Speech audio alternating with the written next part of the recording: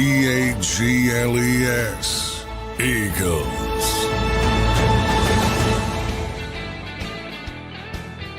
Welcome in, everybody, to a game day edition of Birds 365. It's been a little while since we've had one of them, everybody. A great Thursday, and the NFL season kicks off today, and it's kicked off by the defending Super Bowl champion Philadelphia Eagles taking on the Dallas Cowboys at home under the lights for the banner drop tonight. Johnny Mac, how you doing on this Thursday morning? It's game day, brother.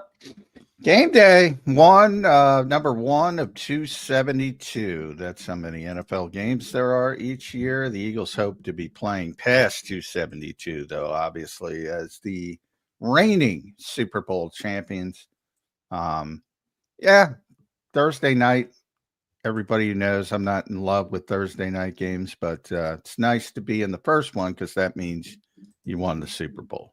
Yep, no doubt about it. And at home hosting it. All right. You don't want to use the word defending. I'm using defending. Sirianni's not getting to me, John. They're defending it in my Got the Vic, man. You might as well give up. You got the Vic. If you got the Vic, you can get to anybody. That's a good way to put it. Johnny Mac, we'll start with the injury report, kind of just give people the last update as we get ready for the game tonight. We are going to talk to Gary Cobb in the hour number one here. So we'll have G. Cobb, actually played for the Eagles and for the Cowboys in his professional career. So we'll talk to G. Cobb and preview the game with Gary. And then in hour number two, we'll dive into all the matchups in the game to watch for tonight. And we'll even take some chats from the great people of JAKIB Nation. So appreciate everybody being here this morning. Don't forget to hit that like button for us. Don't forget to drop your subscription to the channel. All right. And all of our new members, Pile Driver, becoming a member early today. Thank you, Pile Driver. We got 2 giveaways activated for the season. All right. For each game, 2 catalysts. So get your memberships in now. Every time Jalen Hurts goes over 275 all-purpose yards in a game, we will give away a jersey. And every time the defense gives up 20 or less points, we're giving away a jersey. And I don't know if they're going to do that very often, but we maybe should have made that a little higher, the 20 points. But you scared me with the 275, and then you went all-purpose. I went, 275. I was like, whoa, slow down. Yeah, no. 275. I think 275 all-purpose is good, though, right? Rushing and passing. Yeah, that's fine. Yeah, that 225-50, that's fine. Yeah, I thought you were going 275 passing. I was like, whoa. Yeah, then you'd only get a couple jerseys. I want to give away more jerseys. But thanks, Pile Driver, for becoming a member. Anybody who's not a member and you want to become a member, do it now. You got to do it from your computer. I think the phones are kind of a hard time. But appreciate you being here, everybody. John, let's start with the injury report, man. Final one was put out today, or yesterday. It was a walkthrough, so you weren't down there, but looks all good, man, on really both for the Cowboys and for the Eagles coming into this game. Yeah, for the Eagles, the only somewhat concerning thing is Tanner McKee, but that's been evident for days now, really, a couple weeks, that he was not going to play early in the season. So Sam Howell's going to be your backup quarterback, which is not the best thing. But, the hope with the backup quarterback is he never has to play. So that happens. He just got here, I think, August 24th. So that would be a real difficult situation if he were forced to play. Then if you want an emergency quarterback, you have to elevate Kyle McCord from the practice squad. I don't know if they can do that because they probably want to elevate a safety, whether it's Marcus Epps or Andre Sam. They probably want to elevate Britton Covey to return punts. So we'll see how the Eagles handle that, though. Everybody else, most notably Landon Dickerson, is a go. So the best offensive line in football will be out there week 1. We'll see. I'm still a little bit of concern. Landon, we haven't even played a minute of real football, and he's already torn his meniscus to a certain degree, had a meniscus repair, and he had the back thing this week. So a little bit concerned about that, something to keep an eye on, but he's going to play. No surprise, toughest guy in the world. And as far as I'm concerned, he's going to play through anything you let him play through. And then, everybody else is a full go. Drew Makuba was dealing with a hamstring. He's good to go. Josh Uche dealing with a groin. He's good to go. Jalen Carter was a full participant every week, all week, but they did have him on the injury report with a shoulder issue. but obviously he's good to go. So almost 100% at week 1. Same thing with the Cowboys, though. Yep. Trayvon and Tyler look like they're both going to play, and those were kind of the two guys in question. Yeah. And even we talked to our buddy John Machota a little earlier. He didn't think Tyler Guyton was going to play. Evidently, they're going to give it a go. And that, to me, is one of the most interesting matchups tonight, because you have a competent left tackle. I'd call him above average, and that makes things, to me, very interesting with Jalen Hunt, who's trying to take that year 2 step, and big projections on him. And you're going to get a good feel right away on what you're going to get out of Jalen Hunt, I believe.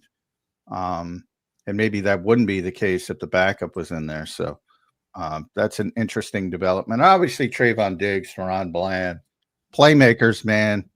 But you can get them both ways, because you can take chances. I think they're going to have a tough night tonight. I know those are two good corners, but one of my early predictions for the game tonight is that the two star corners in Dallas are going to struggle a little bit, and that has everything to do with A.J. Brown and Devontae Smith a lot more than it does with the Dallas cornerbacks. I don't think they can cover. Well, yeah. I mean, the Eagles typically have an advantage with those two players, and I think that's the case. But I do worry about play at all together in training camp, basically. And I'm talking about the offense, the entire offense together. Right. So, and I think you look back last year, there might be some sloppy play. So I wouldn't get too hyper worked up about if you see some sloppy play tonight. The key is persevering in getting the win. But I do almost expect sloppy play from the offense. I do. Yep. No, I kind of agree. I mean, they had 3 turnovers and won the game last year, John. It was a very ugly game. Exactly. So, I mean, that's the way they do it. They accomplished what they wanted to accomplish almost 100%. With the exception of Tanner McKee, get everybody to week 1 healthy, or at least healthy enough to play. And they did that. But you're gonna have some time that they need to get together, to have the chemistry, to be working on all cylinders. I don't see how you just replicate that. You just step on the field and replicate it. I don't know if that's possible. No, it's going to be a journey, no doubt about it. I want to thank everybody for being here. We got people checking in early. Vulnerable Vitality with $20 to say, we made it. Yes, we did, Vitality. Thank you for the super chat, brother. Appreciate that very much. We'll get to all super chats today, but that's a good one there. I wanted to get to that. Vulnerable. Thank you, sir. John, what do you think they're going to do? What's your gut feeling on what they do at that quarterback spot? Do you think they elevate McCord, or do you think they go into the game with no emergency quarterback 3? I mean, if you're asking me, I would risk it. I mean, because of Jalen Hurts' durability and his, he plays the position smartly. He's not going to take huge hits. Now, I mean, he's had concussions. That happens. So, I'm not saying it's not possible. But my mentality is if you're down to the third string quarterback, you're kind of screwed anyway. Yeah. So if they don't have McCord, it might be, who would it be? Cooper DeJean? Yeah, I mean, it's Saquon, maybe a lot of Wildcat, that type of thing. Yeah, it would be ugly. So, there's a reason you have an emergency quarterback, but the problem is the rule. You can't be an emergency quarterback unless you're on the 53. Right. So Cobb McCord's not on the 53. So the Eagles can't have an emergency quarterback unless they put him on the roster, which in theory they still could. So they would have to elevate him, and he would take up one of those 47 game day spots, which is fine. That part's not an issue. But if you elevate him more than, all right, you can't have the extra safety, or you can't have Britton returning punts. And again, you can one of the things with Vic Fangio, and I think this about Vic Fangio and Brian Flores specifically, like everybody looks at numbers of labels, like you know me and labels. Like, well, you only have 3 safeties. Cooper can play safety. They think differently than you think. Yeah, right. Like, they have all these versatile pieces that are labeled something because you have to label them something, but they can play different areas. So like you can get by a game without elevating Marcus Epps or Andre Sam. You could have, even if you don't want Cooper to return punts, because God forbid, you can have Jahan Dotson do it. So you can elevate Kyle McCord. It's just an interesting decision from the Eagles standpoint. What would you rather have? Would you rather have that very small insurance policy or a guy who might have to contribute in the game? That's basically what Howie's decision is. We'll see what they end up doing with that tonight. John, Landon Dickerson, great story, but I am with you a little bit just in the sense of, it's a long season. I hope Landon's okay, but I got to default John here to the Eagles, and it's not in my nature to do this, but if there was any risk on him, I don't think he'd be out there. I mean, the way they've handled injuries, the way they manage player health and all those different things, they've been one of the best in the league at doing it. You got to think if there was any concern with Landon, he wouldn't be out there. And the fact that he could be out there, I feel pretty good about trusting the Eagles' decision with that, because if there was any risk for a longer-term injury, I don't think they would put him out there, even though we know Landon would be dogging him to be on that field. Yeah, I don't agree with that at all. It's professional football. Brandon Graham shouldn't have been playing in the Super Bowl. He signed a waiver to play in the Super Bowl. Super Bowl, John, it's way different. Yeah, but it's guys play through things. If you have a meniscus tear and you're getting a trim and not a repair, it's not the best thing for that individual, period. Right. End of sentence. So he had the trim so he could play this season. He's got that mentality. Well, is there any risk of saying, aggravation, like re-aggravation or something? Like I know you're right that they trimmed the meniscus, so it's already a problem. He might be getting surgery for it in the offseason, to be honest with you. But is there any risk of potentially messing up the rest of the season for Landon by playing tonight versus not playing tonight? I don't think so, because of the Eagles' approach.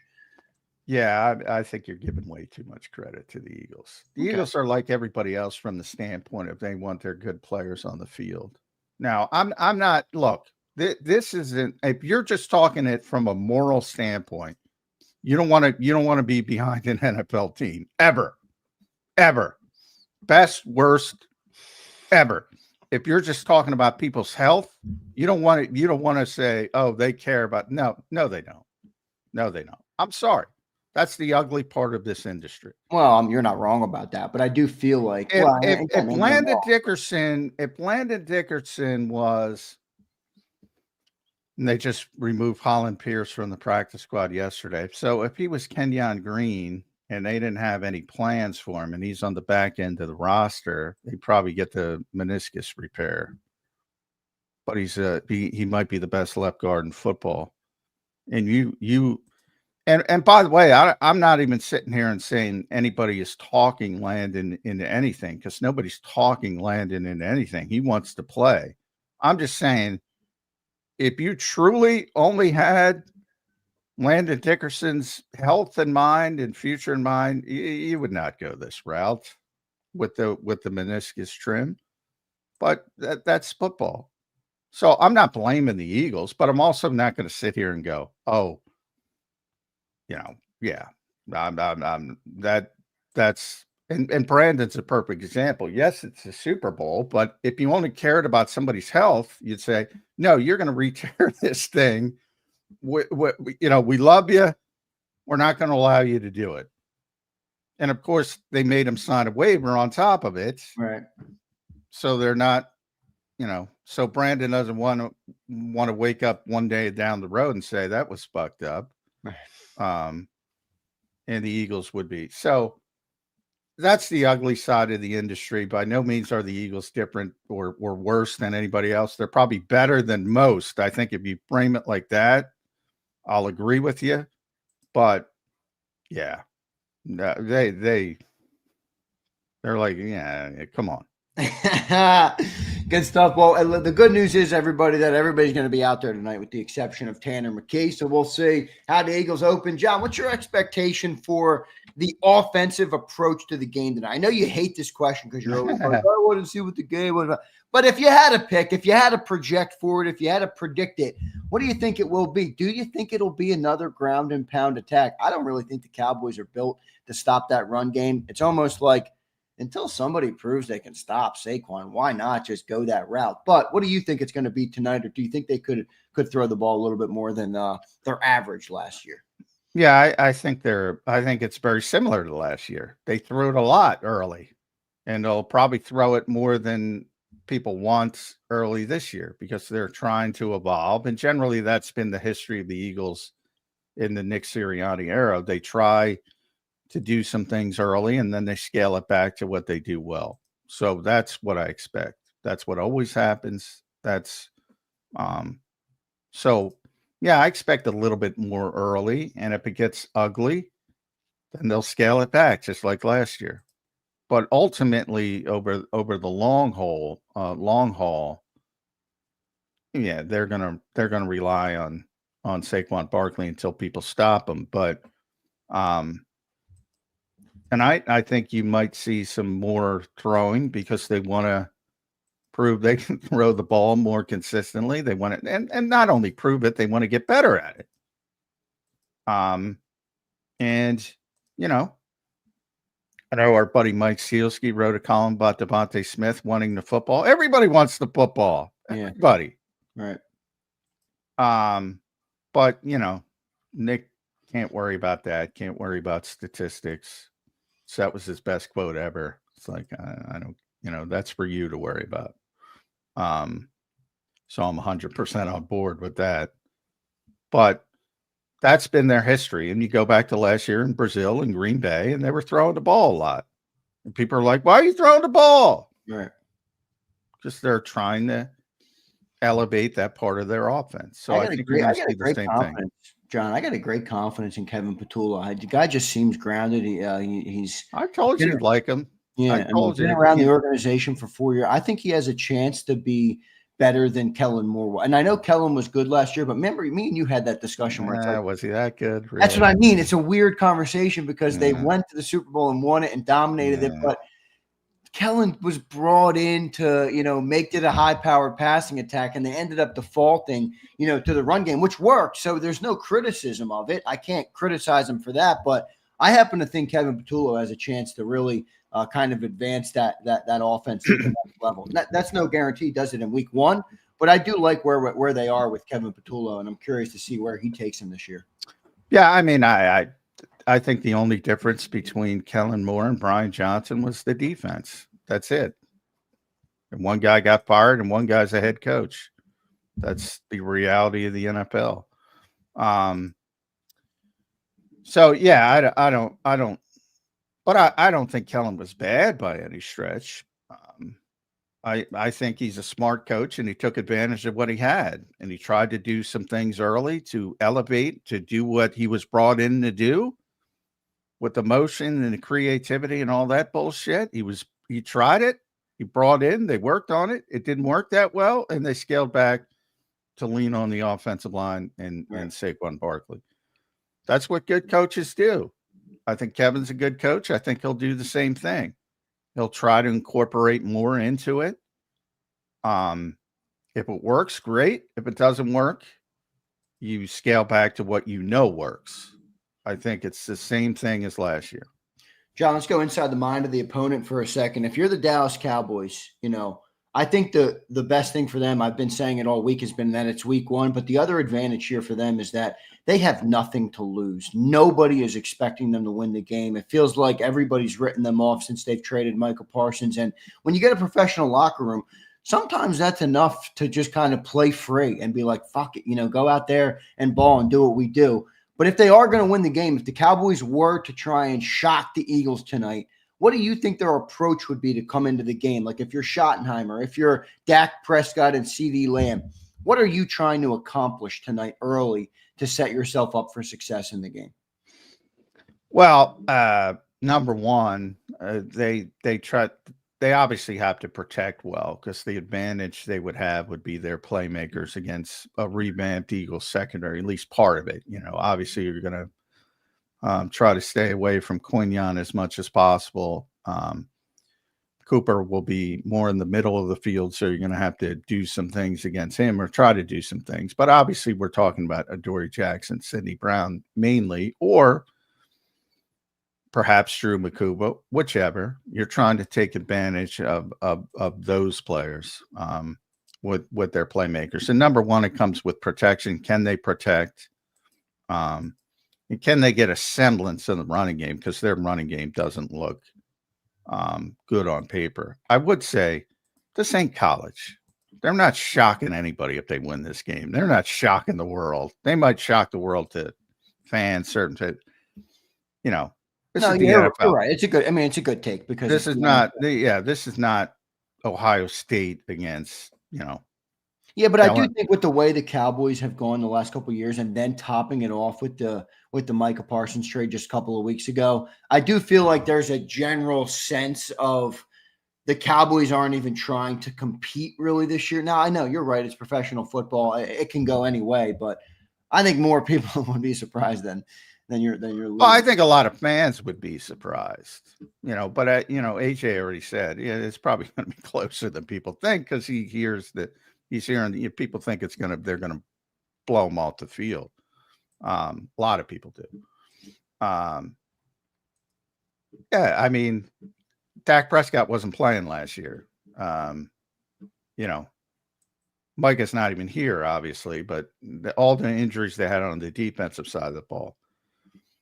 They got Matt Eberflus. I don't know what Brian Schottenheimer's going to be, but I know Matt Eberflus is a good defensive coordinator. I know Nick thinks that. I know Kevin thinks that.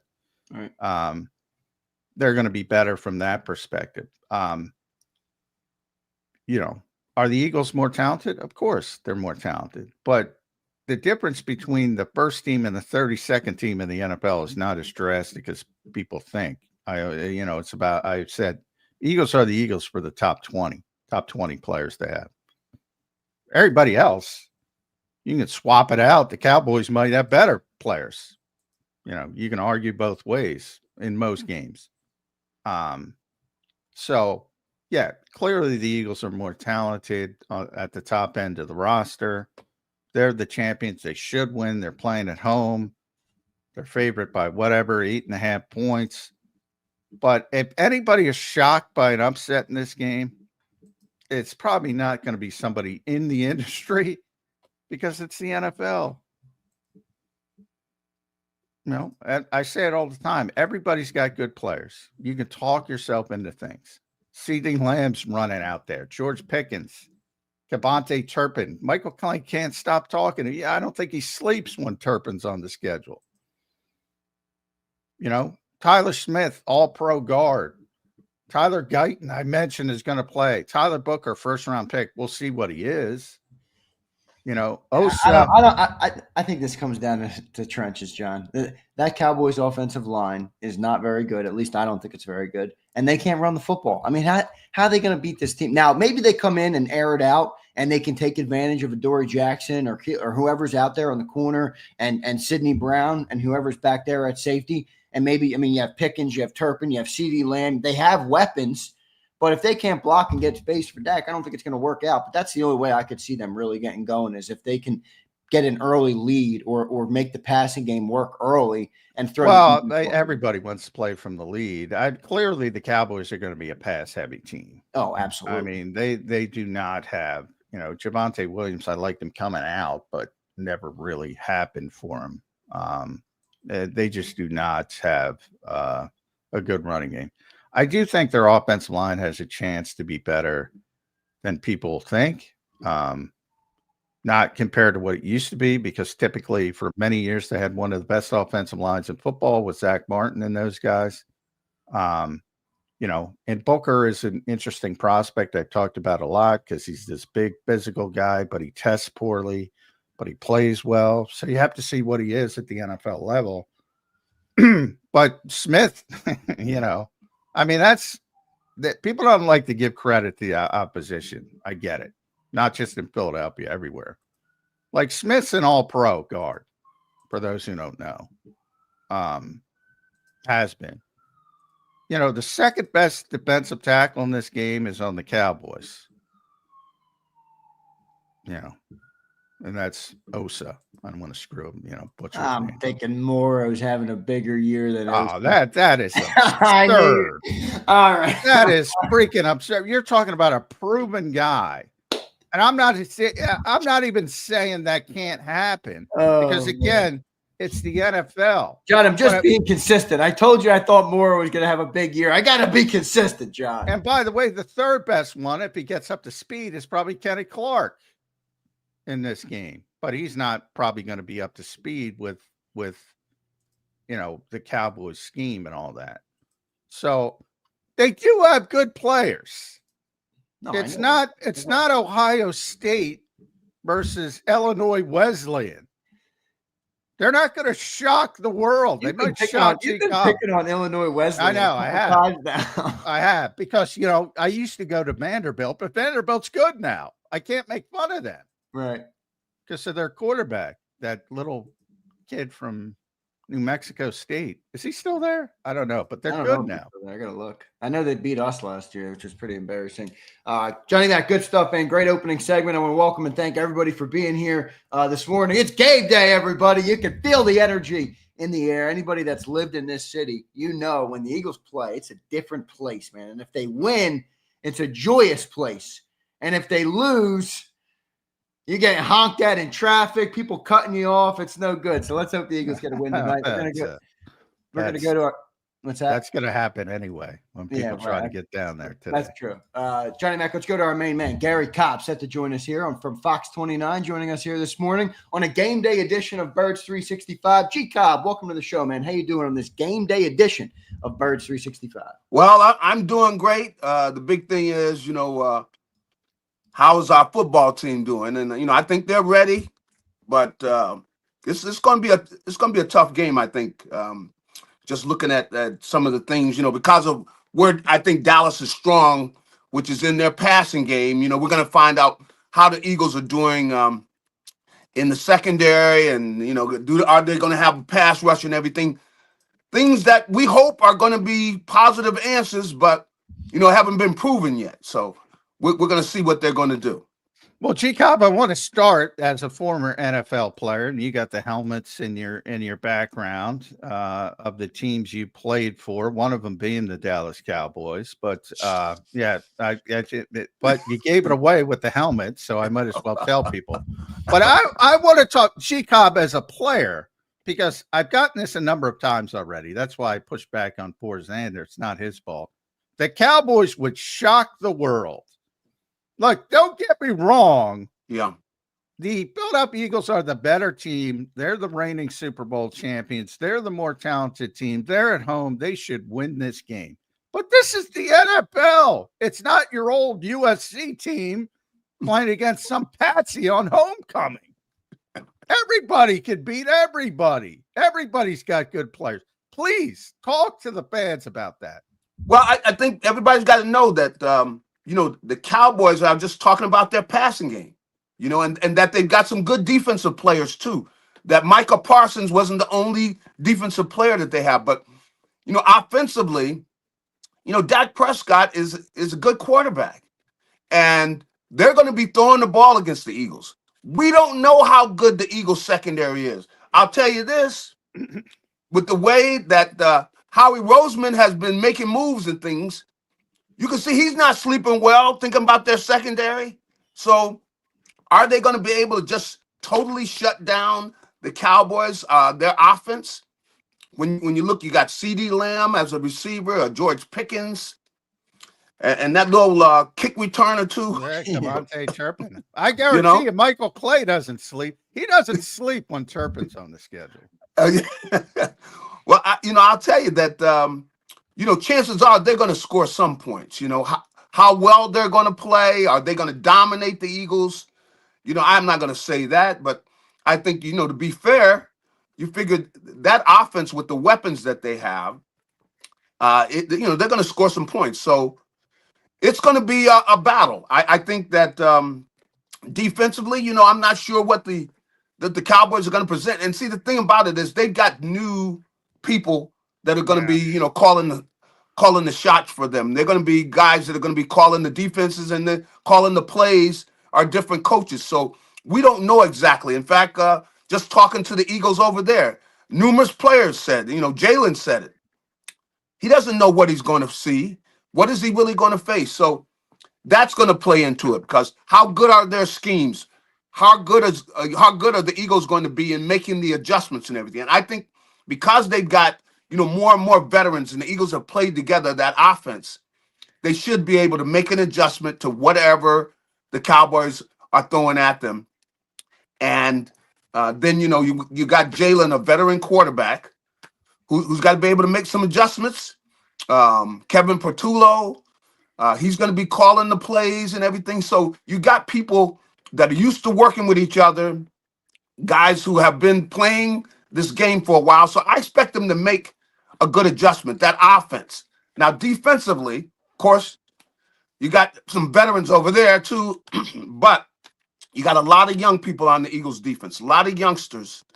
And I know I can remember years ago when I was playing, when you got rookies in there and you look in the huddle and you look at a guy's eyes and he got that blank look on his face and he doesn't know what he's doing, he's not sure and everything, it could get interesting very quickly, meaning guys making mistakes and all of a sudden you got big plays and everything. So this is going to be interesting from that standpoint, that the Cowboys are going to be going against a young Eagles defense, and we'll see what happens. But it's probably, it's not going to be just where people expecting the Eagles are going to just blow the Cowboys out and everything. No, you better wake up and smell the coffee. Yeah. Should be a good By one. the way, real quick before you jump go ahead. in, JAKIB, who was that Patsy when you guys were number one in Southern California? Who was that Patsy you knew you were going to beat? Come on, give it to me. Was it Hawaii? I'm guessing Hawaii. We did go over there one time, boy. Guys over there on the beach and everything, we did go over there and play Hawaii one time. But there were numerous. If we went outside the backpack 10, we'd get some scrubs that we could, jump on. Jump on them early, You don't get that in the NFL, is my point. No. Gary, Johnny Mac tapped into your NFL pedigree. I'm going to do the same thing with my question here. A decade plus, Gary. That's rare in the NFL, my friend. What do you think of the Eagles' approach, mindset-wise, coming in, where they don't want to be out for the banner, they don't want you to say the word repeat? Part of me understands it and likes it from a sense of it's a new journey, a new mission, and a new goal. The other part of me is like, man, fucking own it. Own who you are, own what you accomplished, and own what you're trying to do. Why are you hiding from it? The only way out is through, Gary. Yeah. What do you think of the approach that they've taken coming into the year? Well, I understand what they're trying to achieve. They don't want to get, just hit from the side where, they're still celebrating and then, boom, they get hit upside the head and tell you know what? You celebrate. We're here to battle. We're here to fight you then from the other team. So I understand what they're trying to do. And I think we all do, is that we've seen teams win and then get jumped, the next year, where everybody's waiting for them. Everybody's got their best game for them. And they're really not ready. They're still in last year. They're still celebrating the previous victory. So that's what the Eagles are trying to avoid. They went through this before. Some of the guys were on the team that won the last time. And that team took a while to get ready to battle the next year. So the Eagles are trying to avoid making that mistake. And that's why you got all the guys talking about, we're not celebrating anymore. We're done. They're going to go ahead and, celebrate with the banner and everything. They're not going to be out there for that and everything. So I understand what they're trying to achieve. I think all of us do, because how many teams have been able to come back and repeat what they did the year before? Most teams, they have that success, and then the next year it's a down year. So they're trying to prevent that. Now, how you do that? They decided, hey, like Jalen, he's doing it his way. Okay, yeah, absolutely. You got other players, they're doing it their way. You see AJ Brown, him talking about it, and he's trying to back away from it. Of course, Jordan Mailata and saying, "Hey, we won last year. You know, we're not defending the championship. We got to start all over. This is complete new season." So they're talking to themselves really, because they know that it's very easy to start thinking back, because you can go through those good feelings you had when you're out there on the field after you win the Super Bowl, and you're out there celebrating everything. You can keep going through that in your mind, but you're gonna get punched in the mouth if you're doing that. See, so Yeah. I understand what they're trying to do. It's not easy to do, but I can appreciate what they're doing, which is to try to focus on this year and not be thinking at all celebrating about last year, especially the game of football. Football's not a nice game. It's not like you're playing tennis, and you're just hitting the ball and everything. No, you're physically fighting the other team. Right. So they want to have that chip on their shoulder, because you need that. You need some anger, especially depending on the position you play.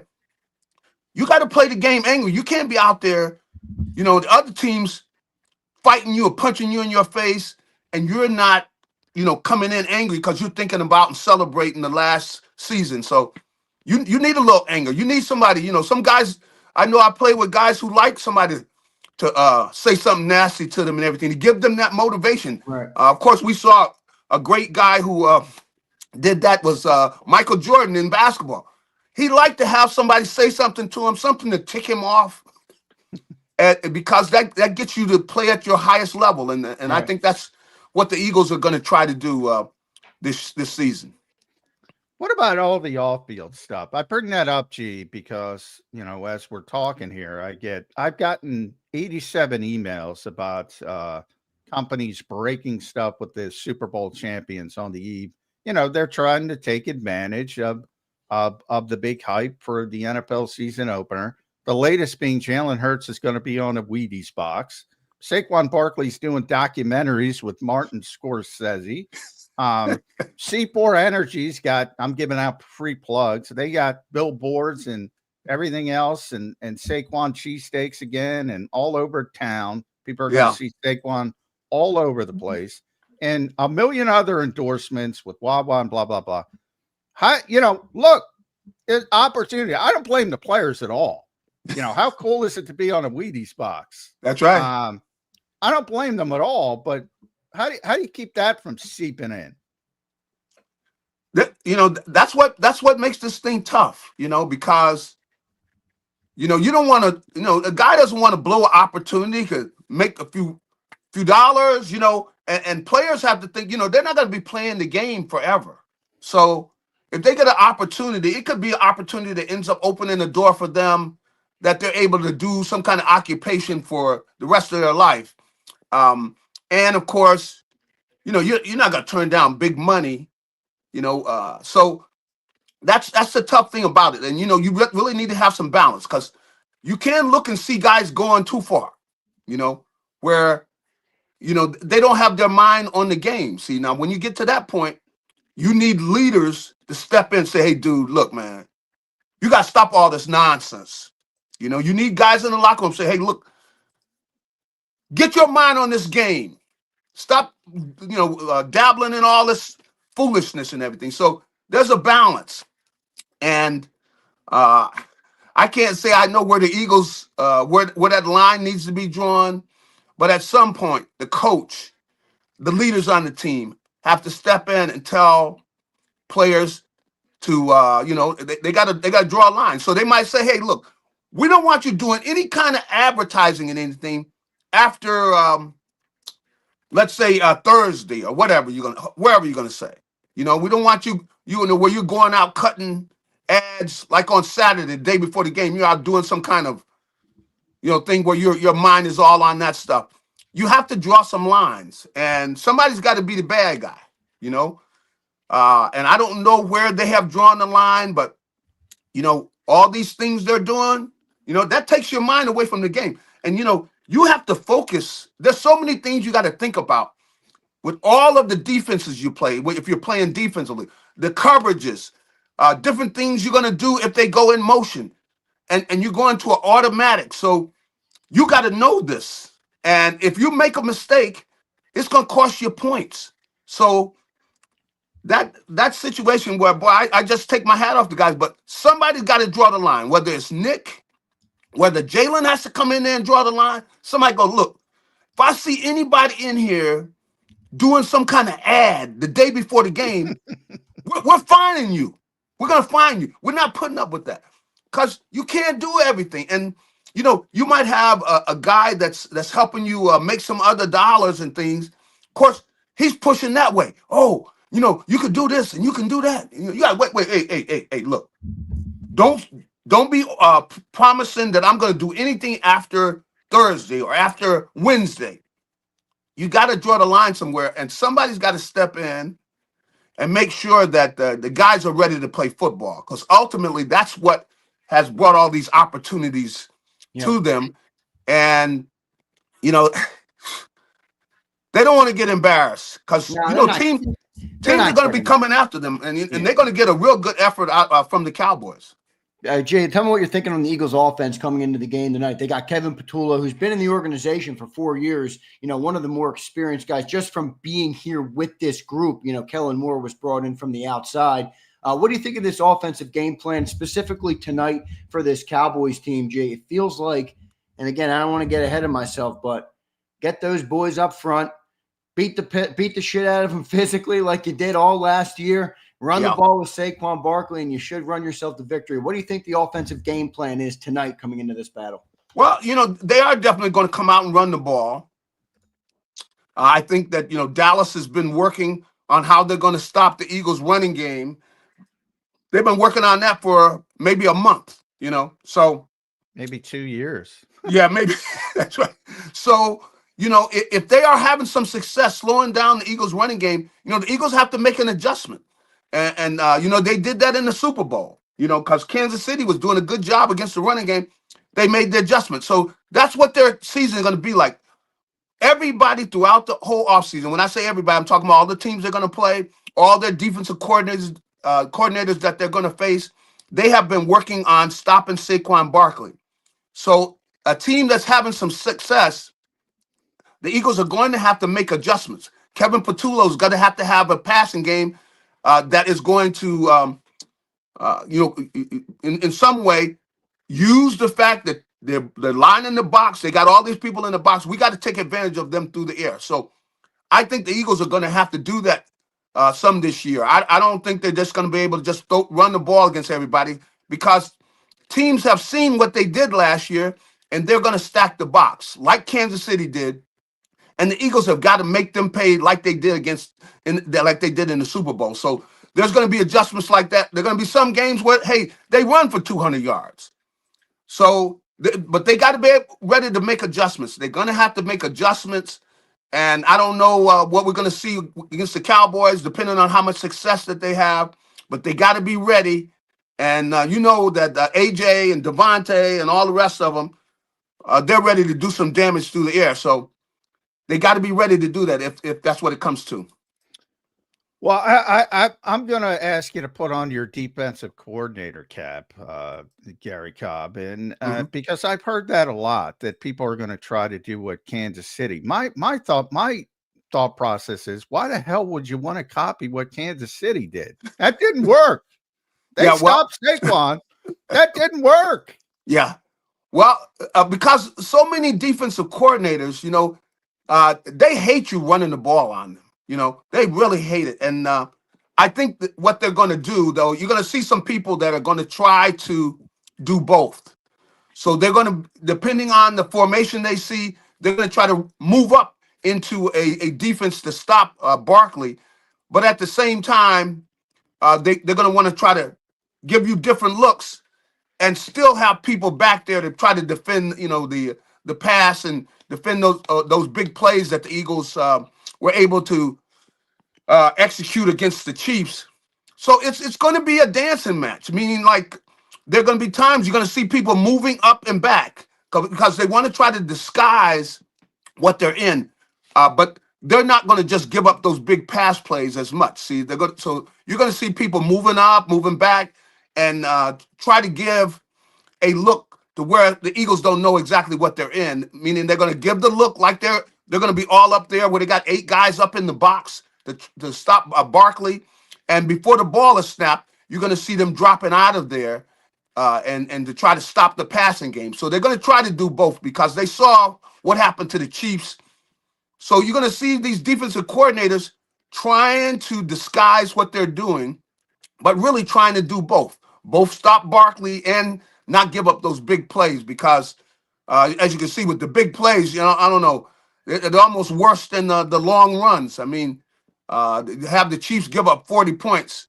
These defenses don't want to have to do that. So that's going to be the design. And the big thing you want to check out is how well does Jalen Hurts, how well does he make changes at the line of scrimmage? You'll see him go check, and you'll see him taking some time to snap the ball.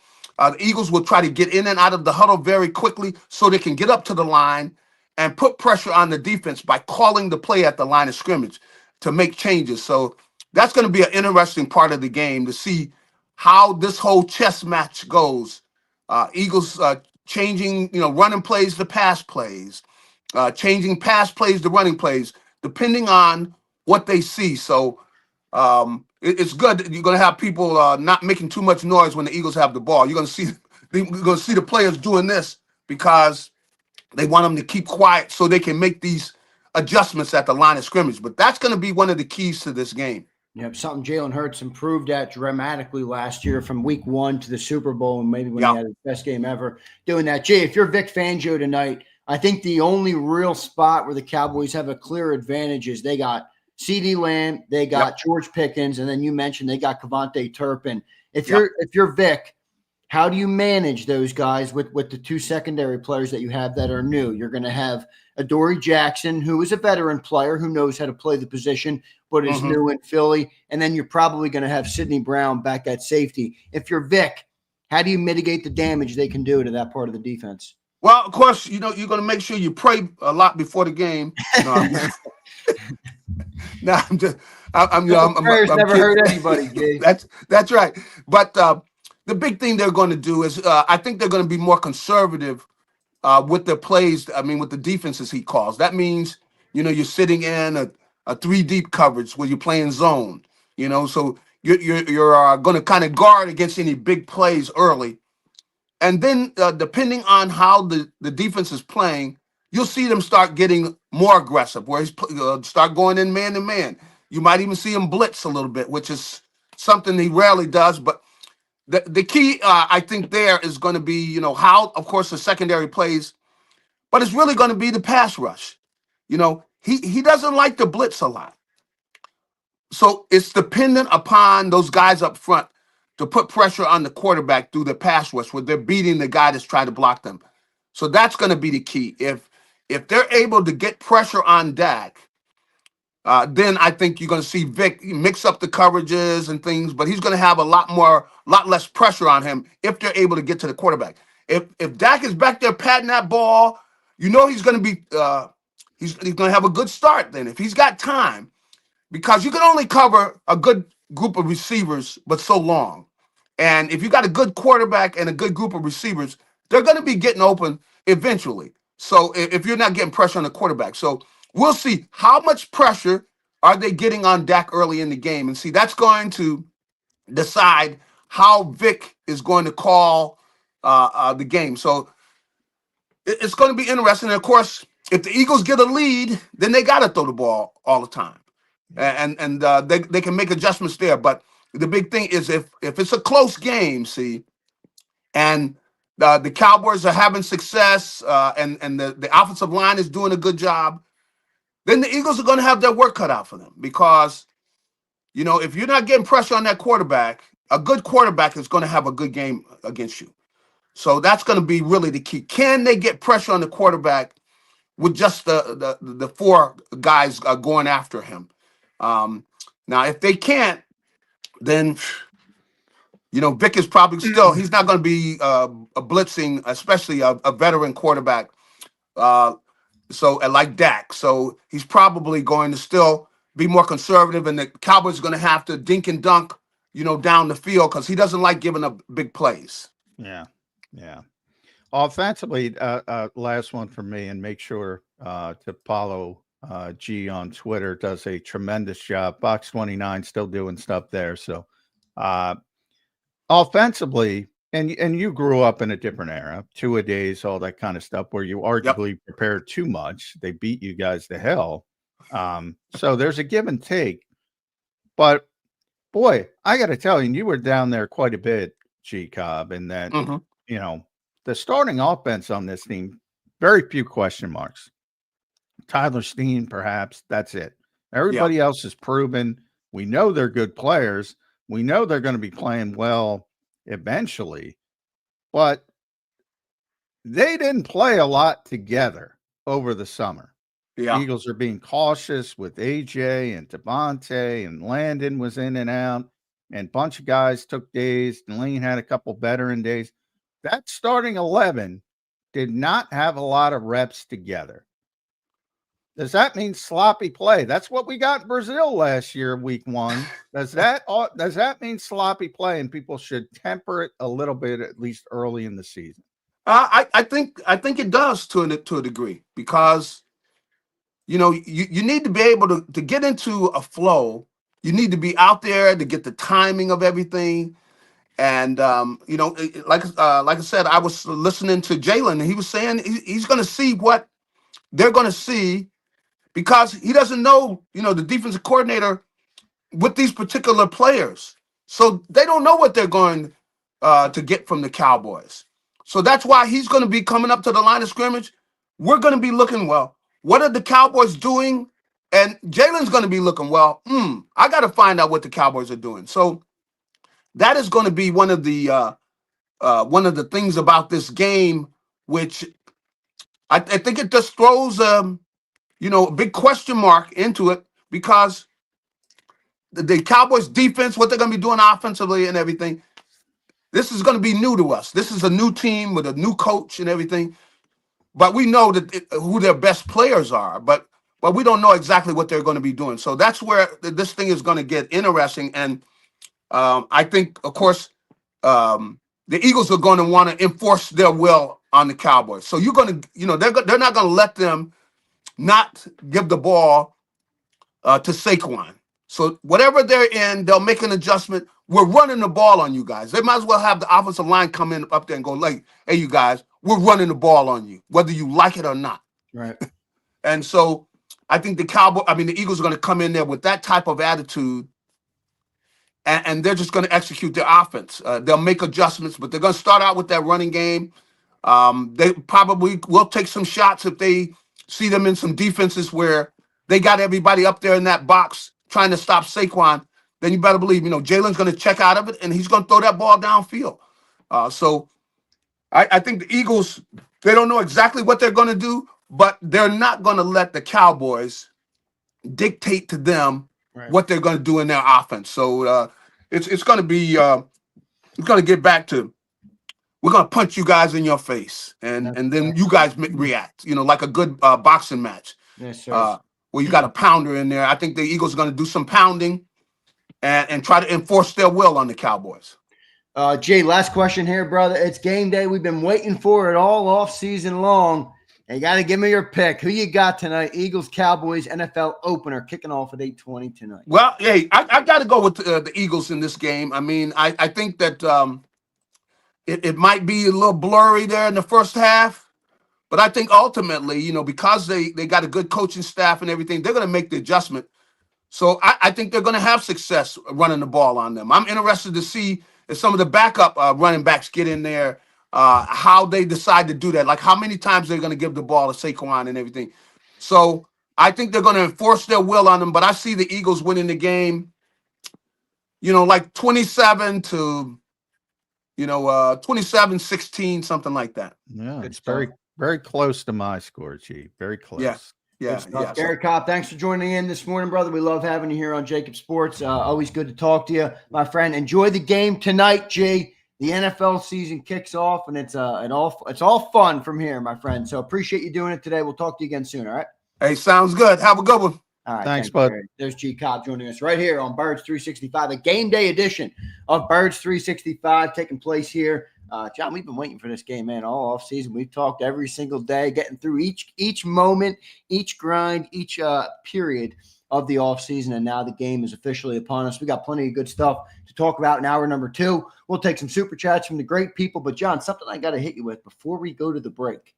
All right, Adam Schefter just put out a tweet. All right, I don't know if you saw it. He tweets, one team that made a strong play this summer to try to trade for all-pro linebacker Micah Parsons was none other than the Philadelphia Eagles, per league sources.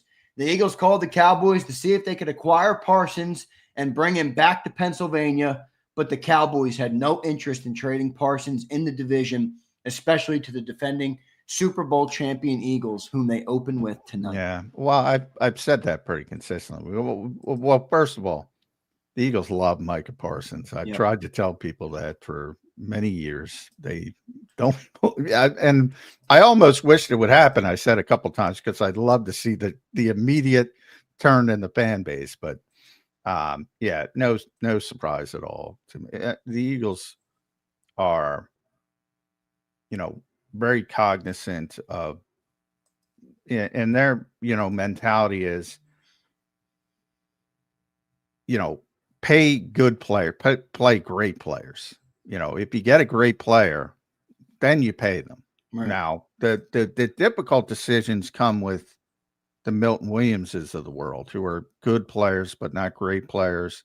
Josh Sweats of the world, cap casualties, descending players. Really hasn't descended that much. Darius Slay, people like that. CJ, all the players they lost, basically, who are good players, but they're not game-changing players. They're great complements and great parts of a great team, but they're not those difference makers by themselves. Mike is one of those guys in their mind, has been for a long time. So no, it doesn't surprise me. Would have shifted what they had to do a lot because of the contract that would have had to be propped. But I also said there's no way, as bad as Jerry Jones has become, there's no way he was trading him to the Philadelphia Eagles. He's got some sense to him. I mean, there's no surprise that Howie makes a call on everybody, literally everybody, if it's just to gauge the market. Right. So it's easy to say then as a reporter, well, Howie checked in on, because he checks in on everything. So you're right. Well, I don't know. Do you think it's just I don't know, because I mean Schefter and again I don't know. You know more about this than me, John. Maybe Schefter's just kind of playing into it to get the headline or whatever. But one team that made a strong play, I think that's different than calling. Now, maybe you're right. Maybe it's just a call and he calls about everybody. But it feels like Howie probably actually tried to make a significant move more than just calling. But I don't know. Maybe you're right. Maybe. Well, I think, if somebody else has no interest, is it a strong play or whatever terminology you used? Is it significant? Like they're not interested in trading him to you. So you could be as interested in, and by the way, I think the Eagles, again, love the player. So they are very interested in bringing in a Micah Parsons. So you can frame it any way you want it, but remember what day it is today.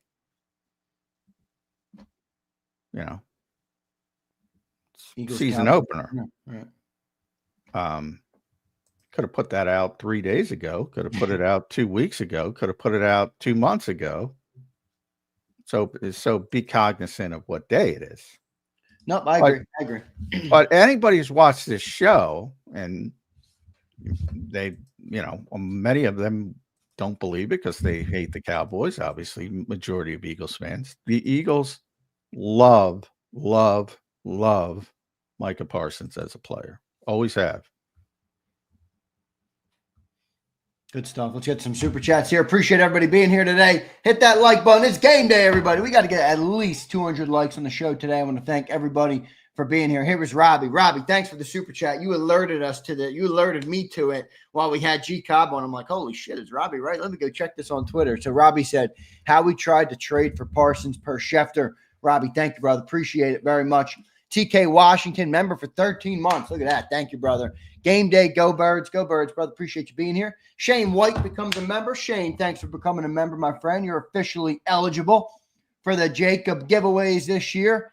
Eduardo says, J-Mac, will you give week 1 for all games predictions? We don't normally do a full slate prediction. I don't think we'll do that. Maybe I'll get John to do a couple at the end of the show, Eduardo. There is a couple really good games. The Friday night game is a great one.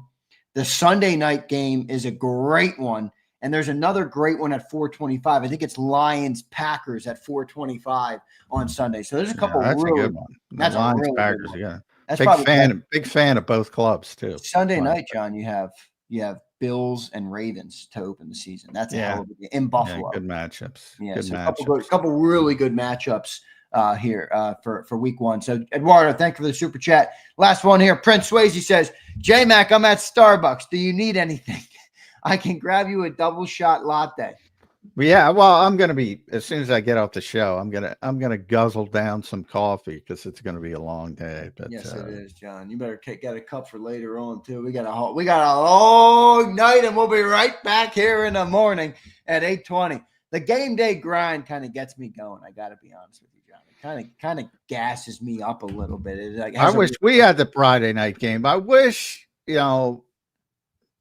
we didn't have a show at 8:20 in the morning, but it is, you gotta get back at, I won't be done till, I don't know, 4 or 5. So you hope, and then you got to get right back up. So that's a little you got to take a nap and then you got to get ready. Yeah, exactly. Which I don't like. Like I feel worse when I take a nap. Like I don't take naps. Me neither. I'm not a nap guy. Never been a nap guy. I wasn't a nap guy when I was a kid. My mom used to say I couldn't never get you to nap. I'm not a napper. Yeah, I'm not a napper at all. When I'm up, I'm up.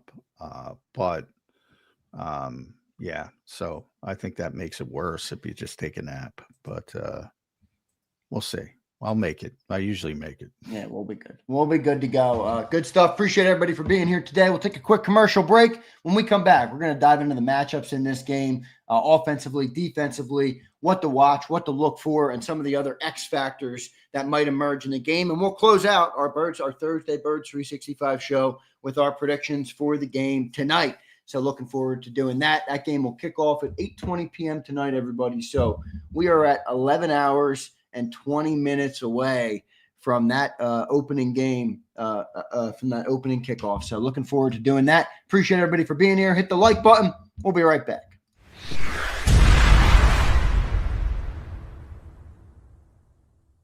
The following is a presentation of JAKIB Sports. If you're a small business owner or you work for a company that loves the birds, you need to react fast before we've used up our entire ticket allocation. And here's why. In celebration of JAKIB Media's new partnership with Savvy Seats, JAKIB Media will give you a pair of VIP tickets for any game on the 2025 schedule, home or away. And we'll give your company or your boss a 20-week media sponsorship package across the #1 digital network for Eagles coverage, JAKIB Sports. And that includes all of our game day coverage. Cost for your business or company? About $50 a week. Let's recap everything.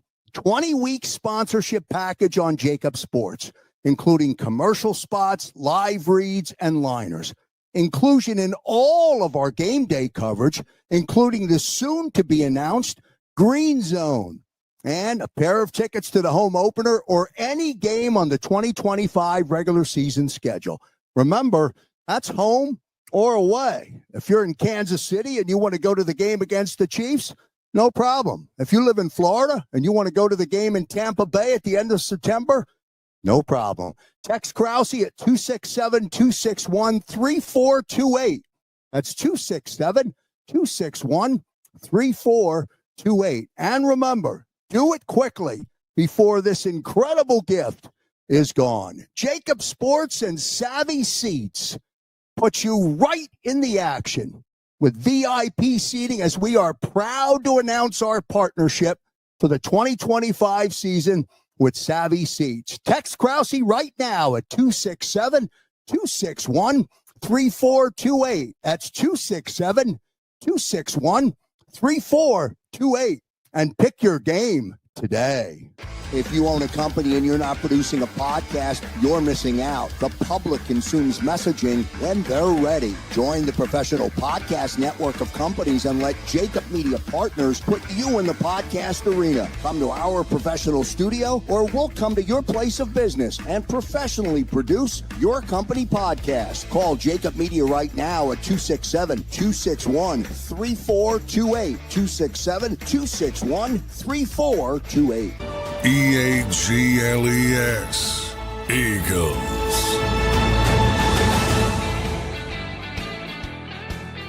Welcome back in, everybody, to a game day edition of Birds 365 here on JAKIB Sports. I'm your host, Zander Krause. That's my co-host, Johnny Mac. John McMullen. Give us follows on X at Zander Krause and at JF McMullen.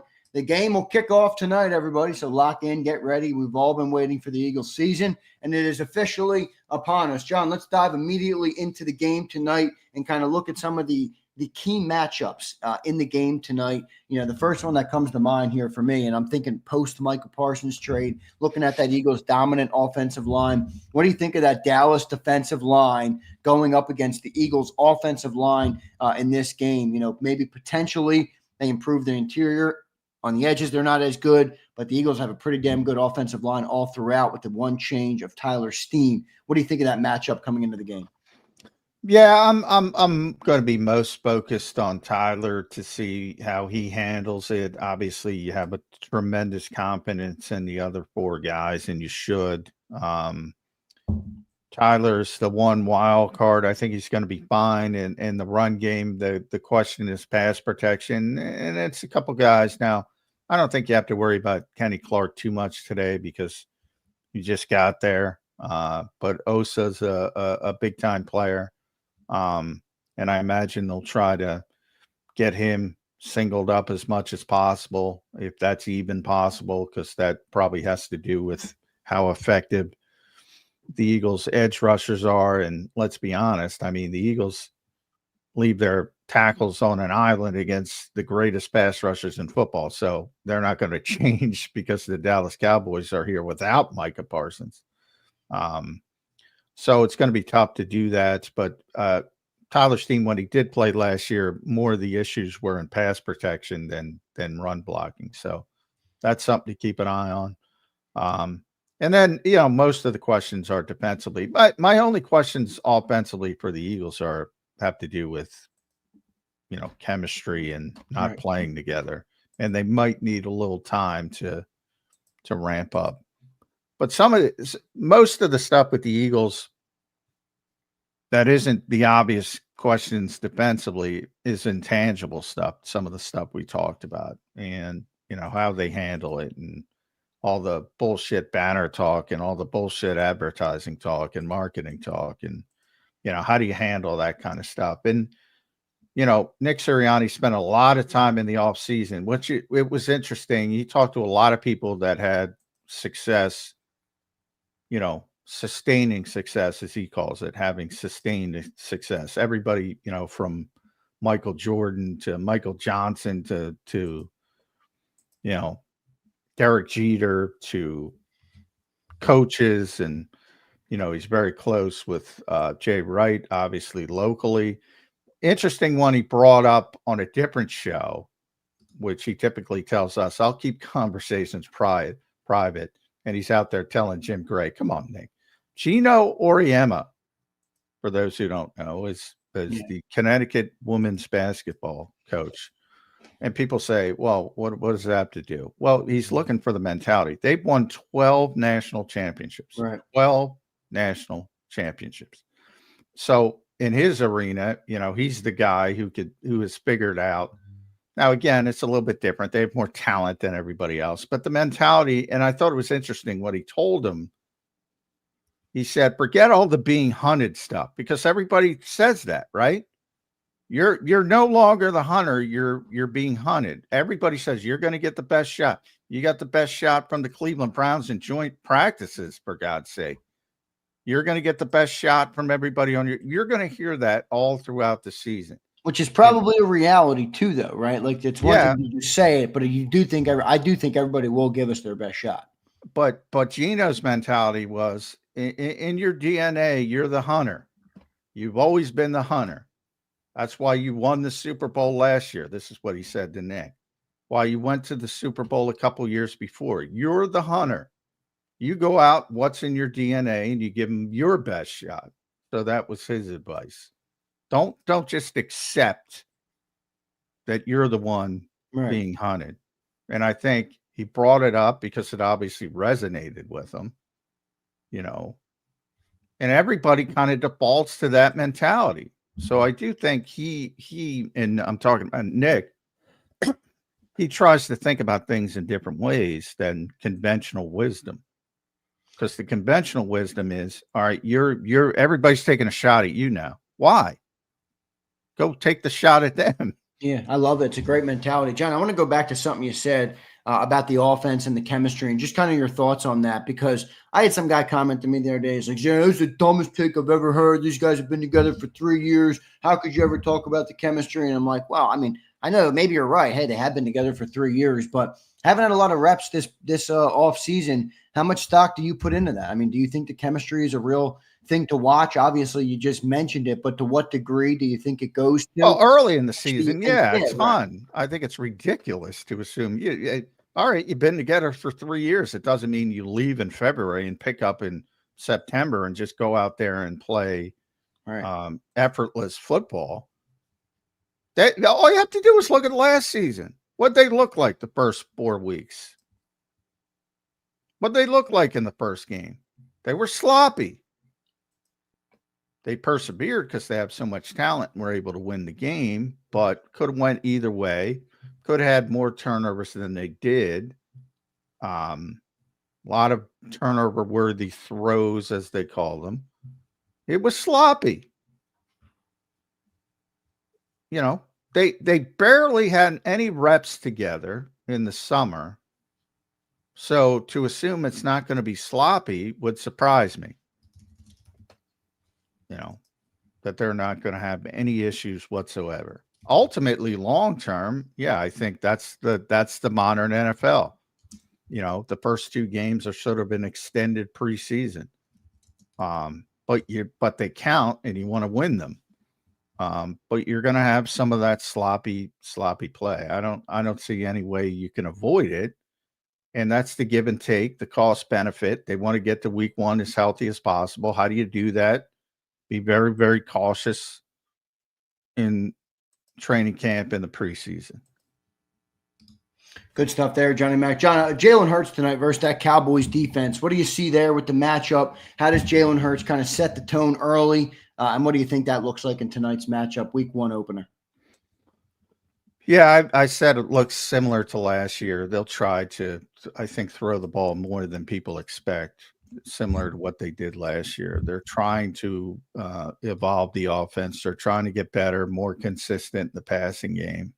And I think the goal is to get better and more consistent in the passing game. And if it works, great. If it doesn't work, then they'll scale back to what they know they do well. But I do think they're going to try to elevate the passing game for a number. I think it makes you a more well-rounded team. It takes some of the workload off Saquon.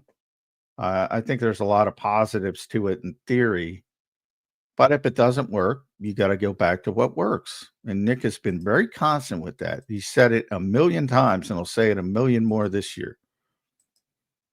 If we got to throw it 40 times, we'll throw it 40 times. If we got to run it 40 times, we'll run it 40 times. When it comes to that run-pass ratio, I'm going to say this once, and I hope could you tape it so I could say it, not say it every week? Give me the score in the fourth quarter, and I'll tell you the run-pass ratio. But if you want to look at the mentality, the actual game plan for the game, focus on the first 10 or 15 plays. And that's what they want to try to accomplish. And then they just shift from there. And again, for scripted stuff, probably one of the most misunderstood things about pro football is you're generally off script by the first third down. So if you don't get a first down on the first 2 plays, you're off script. Right. And sometimes you go back to it, sometimes you don't. And the Eagles, and Kevin has explained this, Kevin Patullo, because they have such a veteran team offensively, sometimes they don't even script because they feel comfortable with their guys understanding. So that's one of the more, I would say, misunderstood things. And because when people hear Bill Walsh and script the first 15 plays, very rarely do you get to the 15th play without a deviation. Right, makes sense. John, you mentioned that they might be starting with that passing attack a little heavier to start. AJ Brown, Devontae Smith, obviously have 2 good corners in Dallas with Trayvon Diggs and Deron Bland. I still like the Birds in that matchup. I think one of those guys is going to have a massive game tonight. Do you have a pick on who it might be, and what's your outlook for those guys in tonight's matchup versus the Cowboys? Yeah, well, like I said, I think they're going to throw it quite a bit, so they both will have opportunities. And they're both good, so it's more of what's working. That's the brilliance of the Philadelphia Eagles. I mean, pick your poison. It's more what Matt Eberflus wants to do. Defensive coordinators are pretty much all the same in that, to Gary's point, they want to get home with 4 and they want the extra guy in coverage. And certainly Dallas will want that. I don't see how they get home with 4 because even though I think their edge rushers are better than people give them credit for, even without Micah Parsons, they're going against Lane Johnson and Jordan Mailata. So that will impact things greater against other teams than this particular team. So I think they're going to have trouble getting home. And that'll impact things. But as far as, numbers, I know everybody loves numbers, but I default to Nick Sirianni. I don't give a shit. I literally do not give a shit. Now, the problem that Nick has, players give a shit. So he's got to manage their expectations, which is easier said than done because they want to have numbers. Now, the Eagles, nobody wants to be that guy who complains when you're winning. So as long as you're winning, everything's copacetic. That will only turn up if the Eagles start losing games. So you don't have to worry about it now, but it will become a thing. I'm not saying it won't become a thing. But, Nick got asked, and I'm trying to pull it up. Nick got asked about numbers and all that kind of stuff. And, the question was basically, wide receivers. And Mike asked the question, Mike Sealski. So I was talking about Devontae, and I think he talked to Devontae and AJ about obviously could have bigger numbers somewhere else, essentially. And Nick said, when he was asked, wide receivers are going to judge themselves at some level by how often they get the ball thrown to them and how many catches they get. Does that factor in? He said, I think what you just said is important. He was answering the question. I think what the outside world does sometimes is factor in the person's stats. I'm not interested in that. I'm interested in what everybody needs to do to help this football team win, blah, blah, that kind of crap. When you get influenced by the outside world, but what they think success is or what they think is impactful for the position, that's my point. Contribution. We need your contribution. I don't need your contribution to have 27 catches in 2 games. So I get that I can't stop people from obsessing about stats. It's an unwinnable argument, but I can't obsess about stats. Like going into a game, I get that's part of it, and people want to hear it, and they want to bet on DraftKings and FanDuel or whatever, and say over this, under that. They literally don't care. And I'm talking about the coaching staff. They know AJ's a great player. Doesn't change if he has 1,600 yards or 1,200 yards. They know Devontae's a great player. They know Saquon's a great player. It's Jalen Hurts' standard, which everybody seems to accept because his numbers are not what they could be, but they win games. As long as they're winning games, none of that matters to anybody in that building. Outside, it means a lot to people. Right. But Well, I think it still matters to them, but they've had a little bit of a death of ego, maybe is a good way to put it. Because look, I he think talks about the selflessness all right, the time. right, and I think that's a big part of it. And yeah, I don't know if you caught that thing, John, that aired last night, America's Game on NFL Network. It was awesome. It was really awesome. It showed a whole new side of Jalen Hurts and Nick Sirianni. I was pretty impressed by the production value, but also just kind of the inside look that you got. But Nick said it perfectly. The best team. The best group of individuals don't win. It's the best teams that win. And that comes with, sacrificing what you want for yourself and putting the team first. And got to give Nick a lot of credit for that, man. Got to give Nick a lot of credit. Yeah, he doesn't get enough credit for keeping these guys on the same page because you see it all over. And again, part of it is just winning. And it will crop up. If they start losing, I don't think they're going to lose a lot. So I don't think there's a terrible, sense of urgency to it. But the bottom line is you get paid in this league on stats. And I say it all the time. The business of football doesn't align with the on-field product a lot of time. Because the business of football doesn't value contribution. Right. It values splash. It values numbers. So it's tough because players want to make as much money as possible. Right, which is probably the hardest thing to manage as a coach, if you think about it. I mean, the business element. Oh, yeah. Way harder than the X's and O's crap. Oh, yeah.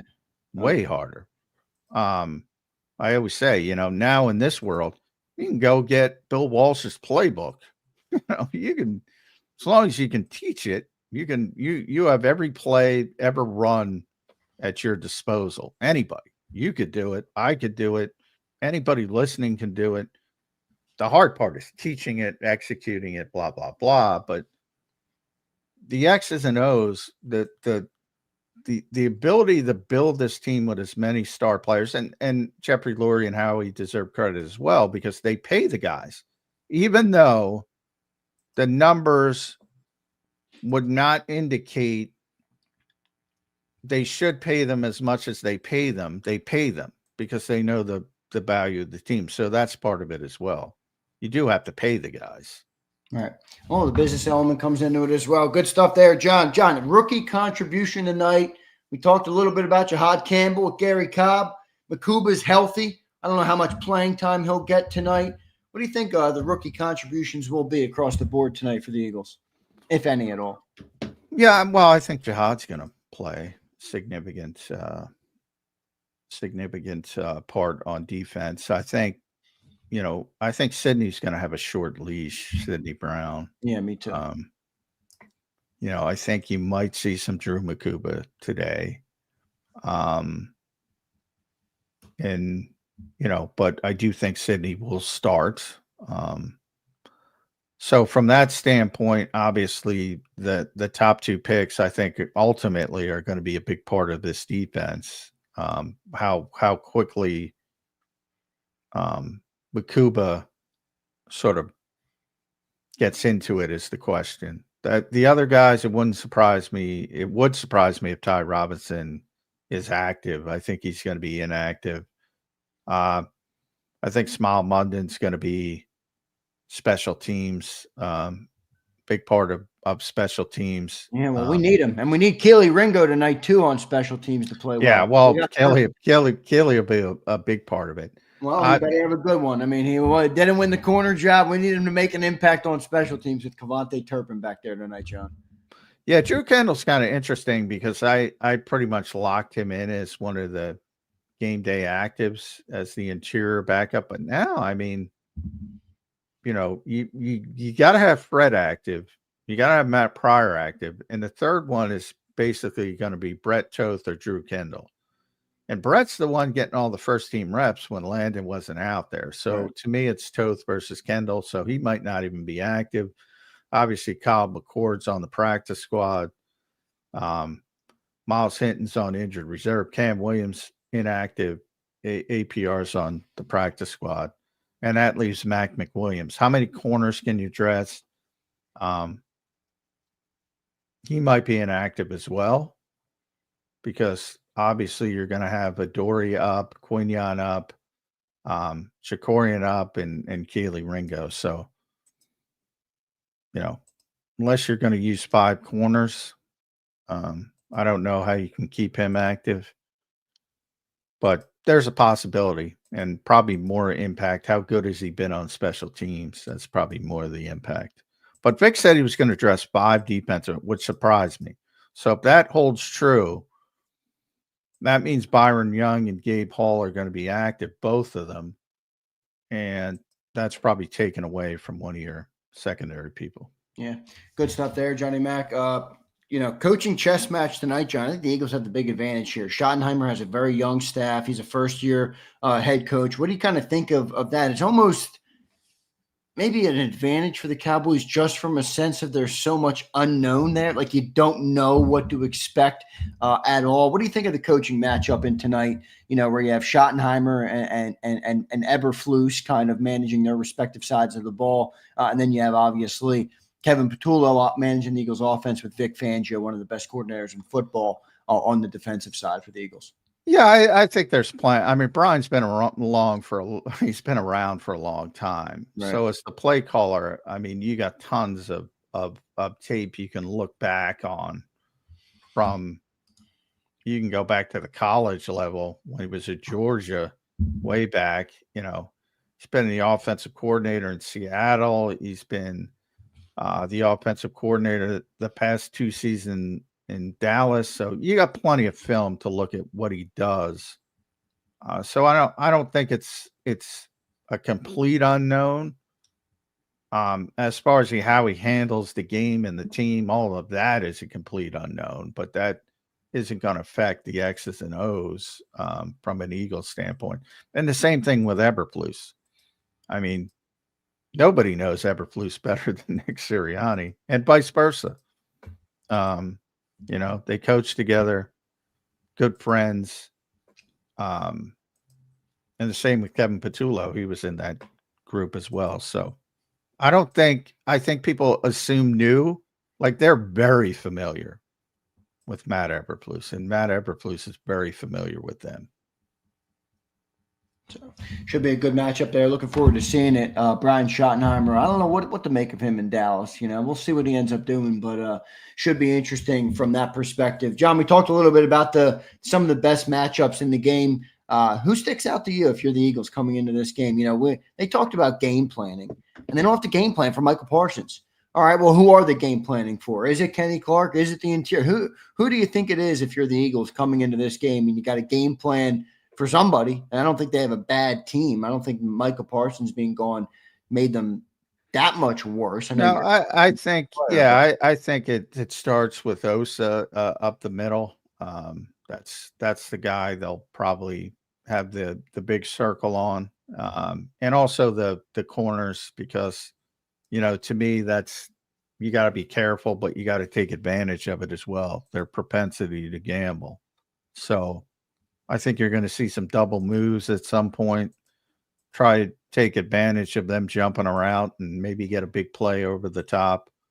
But you got to be very careful with that, because if it goes the other way, it goes the other way. And you've already seen that with Trayvon Diggs and Deron Bland.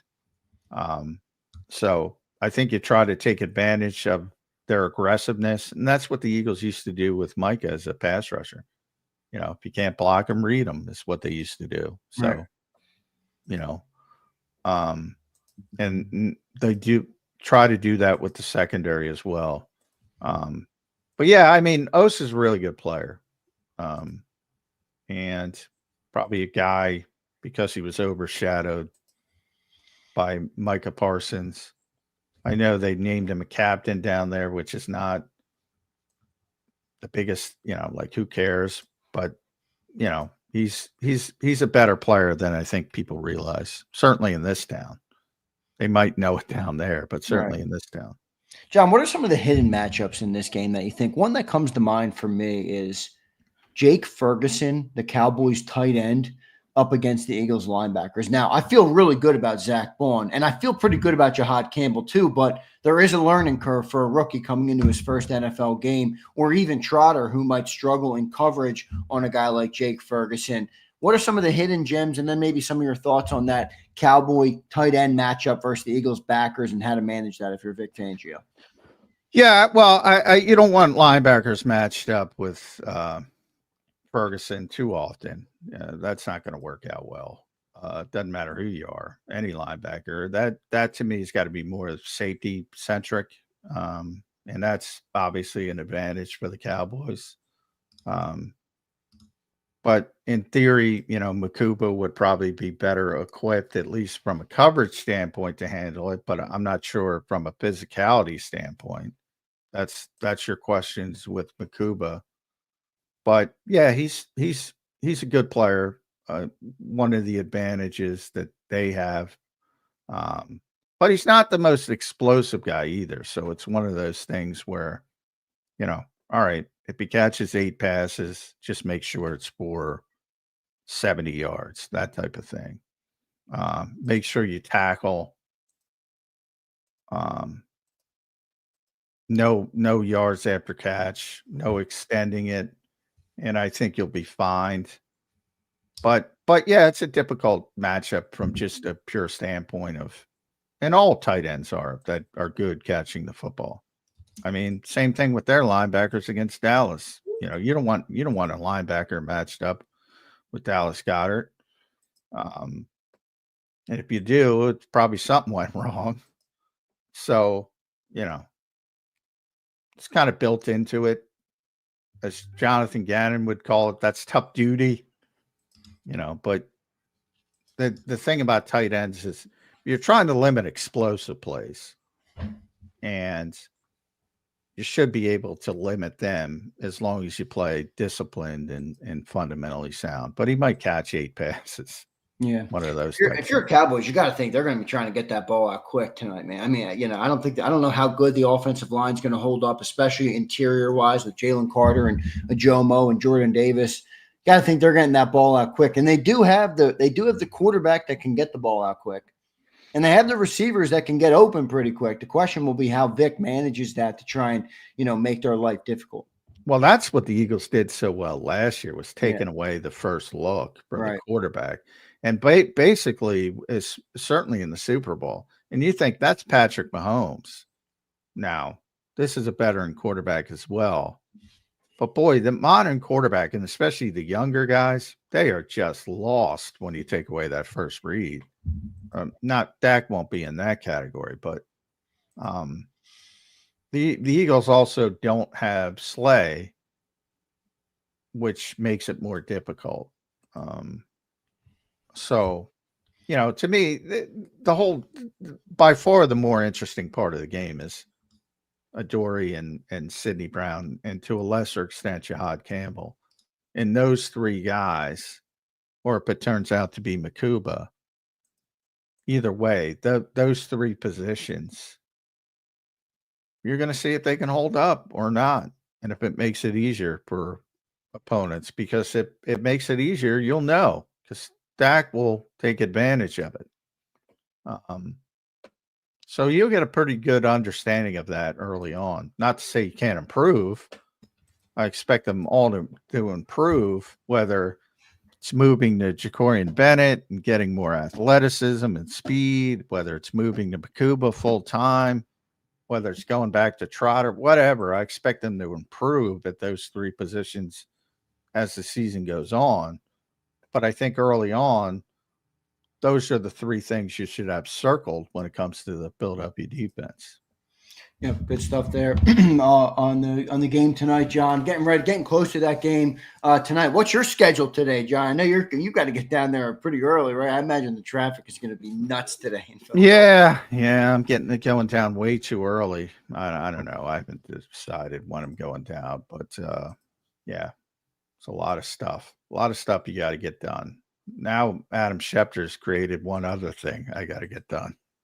Yeah, the Eagles tried to trade for Michael Parsons. I think we knew that, but now that it's confirmed by Adam, you can write about it now. Now, John, that's kind of how they handle it.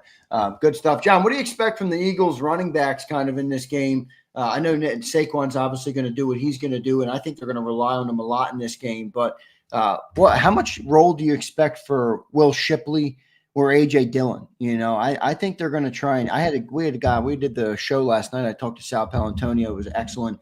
And then we also had a guy on from the Daily News, and he said he thinks they're gonna take some of the pressure off Saquon. He doesn't think that they can run him 400 plus times again this year. What do you think of that? And how much do you think Shipley is involved in tonight's game?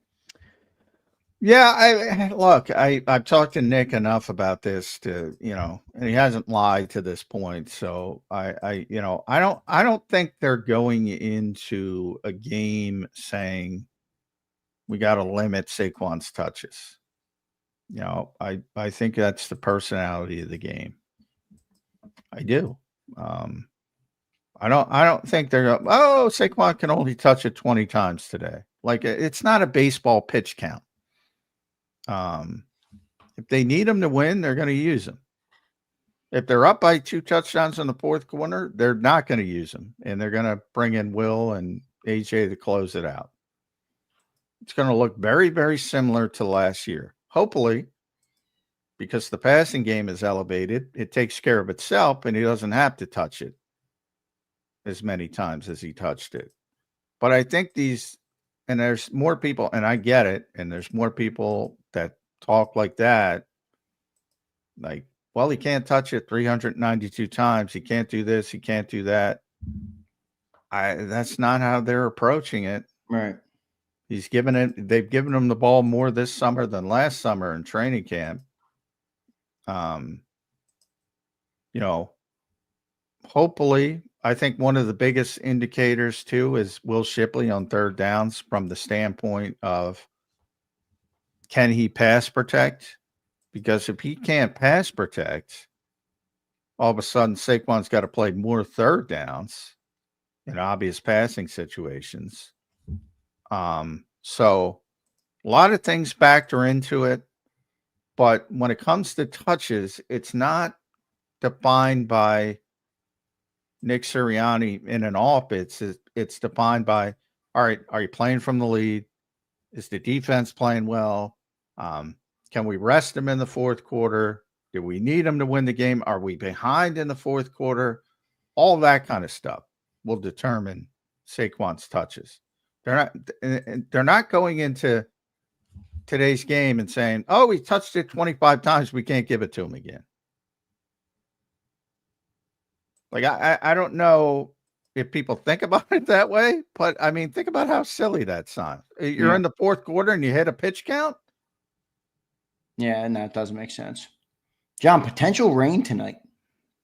Yeah, well, I think later, right? Later, yeah. Right now it says later. Might not come. I have a feeling it could pass, and we could make out of there without getting any. But winds up to 20 miles an hour and potential rain late, maybe in that second half. That could shift things too. I always love a weather element to a game. That's one of my favorite parts about football. It's why I don't want a dome, John. I love weather elements to games. Well, you're getting a dome because they want to get Philadelphia Super Bowl. So I mean, you're getting a dome. So come to grips with it. Maybe hopefully it's like 2035. The goal is to get a Super Bowl, and obviously in the Northeastern. They gave the New York one and it was a shit show. So, they want domes if you're going to be in a northern city. So Philadelphia wants to get one. You got to get it done. And I think they will get one if they do it. So I think eventually you're going to see it, but that's way How down do you the road. think rain could impact tonight's game, though? Not at all. Rain is not much of an issue. Wind is the bigger issue. So 20 wind can affect things. Rain, it's not going to affect much. Maybe the ball's a little slippery on occasion, but there's the gloves nowadays. Those things are like stickums. yeah, rain is not usually the deal. Wind is the far bigger deal when it comes to the players. They don't want wind. Yeah, well, I think it might be pretty windy. I mean, I don't know. It says I'm looking at my weather thing right now. It says wind gust up to 20 miles an hour. I think that's pretty good, right? It's pretty decent wind. Well, depends, at the right time. If you're kicking a game-winning field goal and it crops up to 20, yeah, then it become a big thing. But yeah, I would say I was looking at the weather forecast. When I looked at it, it said 11 or 12. It's probably not even going to impact the game, but yeah, I would say wind would be the more curious thing. Yeah, and rain would favor the Birds tonight. Brian brings up rain favors the run game, so an advantage to the Birds. Yeah, I don't think it does. I don't think it does. I think, and most often, in fact, I've had this discussion with quarterbacks all the time. The offense knows where they're going, so when it comes to slipping, when a receiver versus D-back, the D-back is more likely to slip than the receiver. True. Good way to look at it. So I think it's an advantage to the offense. Rain, slipping, always an advantage to the offense. All right, John, let's get into some predictions for the night. I know you don't like to do it, but we're going to do it a little bit. We will give our prediction for the game to close it out. What do you think Saquon does week 1, John? You think he goes off? 288 yards. But come on. Don't make me do the stats. I'll give the prediction of the game, which is 28-20. Eagles will win. Is that your prediction for the game? 28-20? Yes, I like that. It's a good number. It's a good number. The over-under, if people want their FanDuel bets from me, hey, don't do it. I'm not your guy. I'm not a stat guy. I'm not going to help you. I try to impart that as much. I don't need a stat, but I mean, like in the Super Bowl, it wasn't a Saquon day. There's Saquon days and there's not Saquon days. Do you think this is going to be a Saquon day? I've said in a larger thematic, I don't think, and I said it with Cobb earlier, I don't think many people are going to copy what like for some reason, everybody thinks they're going to copy what Kansas City did. And I'm like, that doesn't compute with me. Well, G kind of said it too. He's like, you saw what happened to Kansas City. It was almost worse. That's what I'm saying. Yeah, I mean, I'm like, it didn't work. Why is everybody copying what didn't work? And for me, most teams, most defensive coordinators, even after watching last season, think you're doing them a favor by running the football versus throwing the football. So I don't think nearly as many people are going to sell out to stop Saquon Barkley as most think. But again, I'm not in the head of Matt Eberflus. Maybe he wants to copy Steve Spagnuolo. And you can stop anybody from Saquon Barkley to whomever, Walter Payton, Jim Brown, Adrian Peterson. You can stop anybody if you really want to on the ground and sell out. You can stop anybody. But obviously, by doing that, you're giving A.J. Brown room to work and Devontae Smith and Dallas Goedert, and it's probably not going to work out well for you. No. And that's why the Eagles have the success they have. But if I could tap into Matt Eberflus's mind and said, I want to do everything humanly possible to stop Saquon Barkley, he's going to have a similar game as he had in the Super Bowl. And the Eagles are probably going to win pretty easily because they're going to throw it pretty easily. Ultimately, I think he'll probably be in the middle, and do the best he can with Saquon. So I expect him to have a decent game. Not 288. I'm joking, but he'll probably crack 100, I would think. We'll see what he can do tonight. Saquon Barkley, good to see it here. Eduardo checks in with the super chat. We'll get to some super chats now. Eduardo, I was thinking for your earlier super, we'll do them. We'll do some of them tomorrow. Some of those top games. Not gonna do all of them, but we'll do like 3 or 4 of the best ones, and we'll talk about them on a Football Friday edition of Birds 365 tomorrow. All right. Eduardo says, J-Mac, do you think Daniels has a sophomore slump?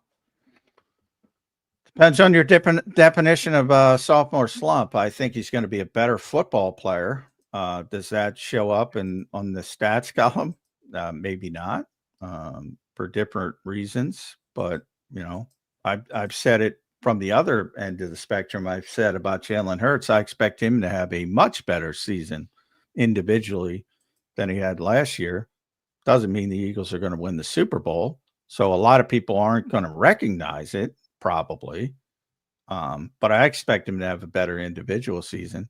I expect Jaden Daniels to get better. Does it look as good statistically? Maybe not. Tougher schedule. But I don't think he's going to have a sophomore slump. And by my definition, I don't think he's really good. Good stuff, Eduardo. Appreciate it. Fly Eagles Fly says, go flipping birds, baby. Gotta love that. Who's flipping some? I'm sure some of you are flipping some burgers tonight for the birds. Who's grilling out? I know everybody. Game day food is a big thing, John, in the fandom world. Pin says Darius Cooper for a touchdown. Now that's a bold take.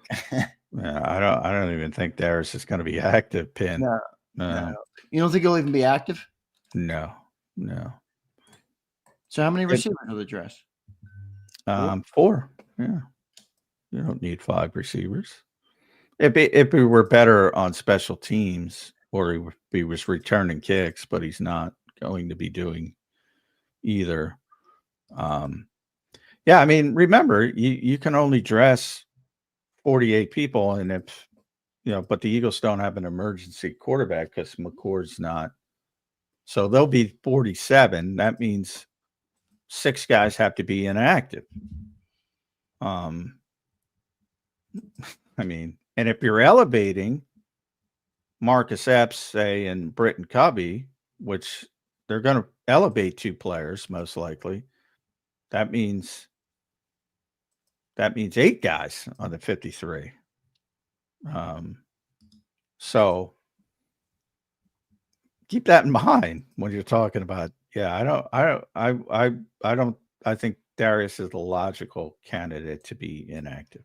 We'll see what happens with him tonight. Morgan Holmes checks in. What's up, Morgan? I don't know if you're new here. I've never seen your name. Appreciate you being here, brother. Hit that like button, subscribe to the channel if you enjoy the content. He says, a good morning can turn into a bad night. Be careful what you wish for, Dallas. Winter is coming. Well, it is coming. I think December 21st, whatever. Yeah, I mean, the Eagles have a better team. They should win the game.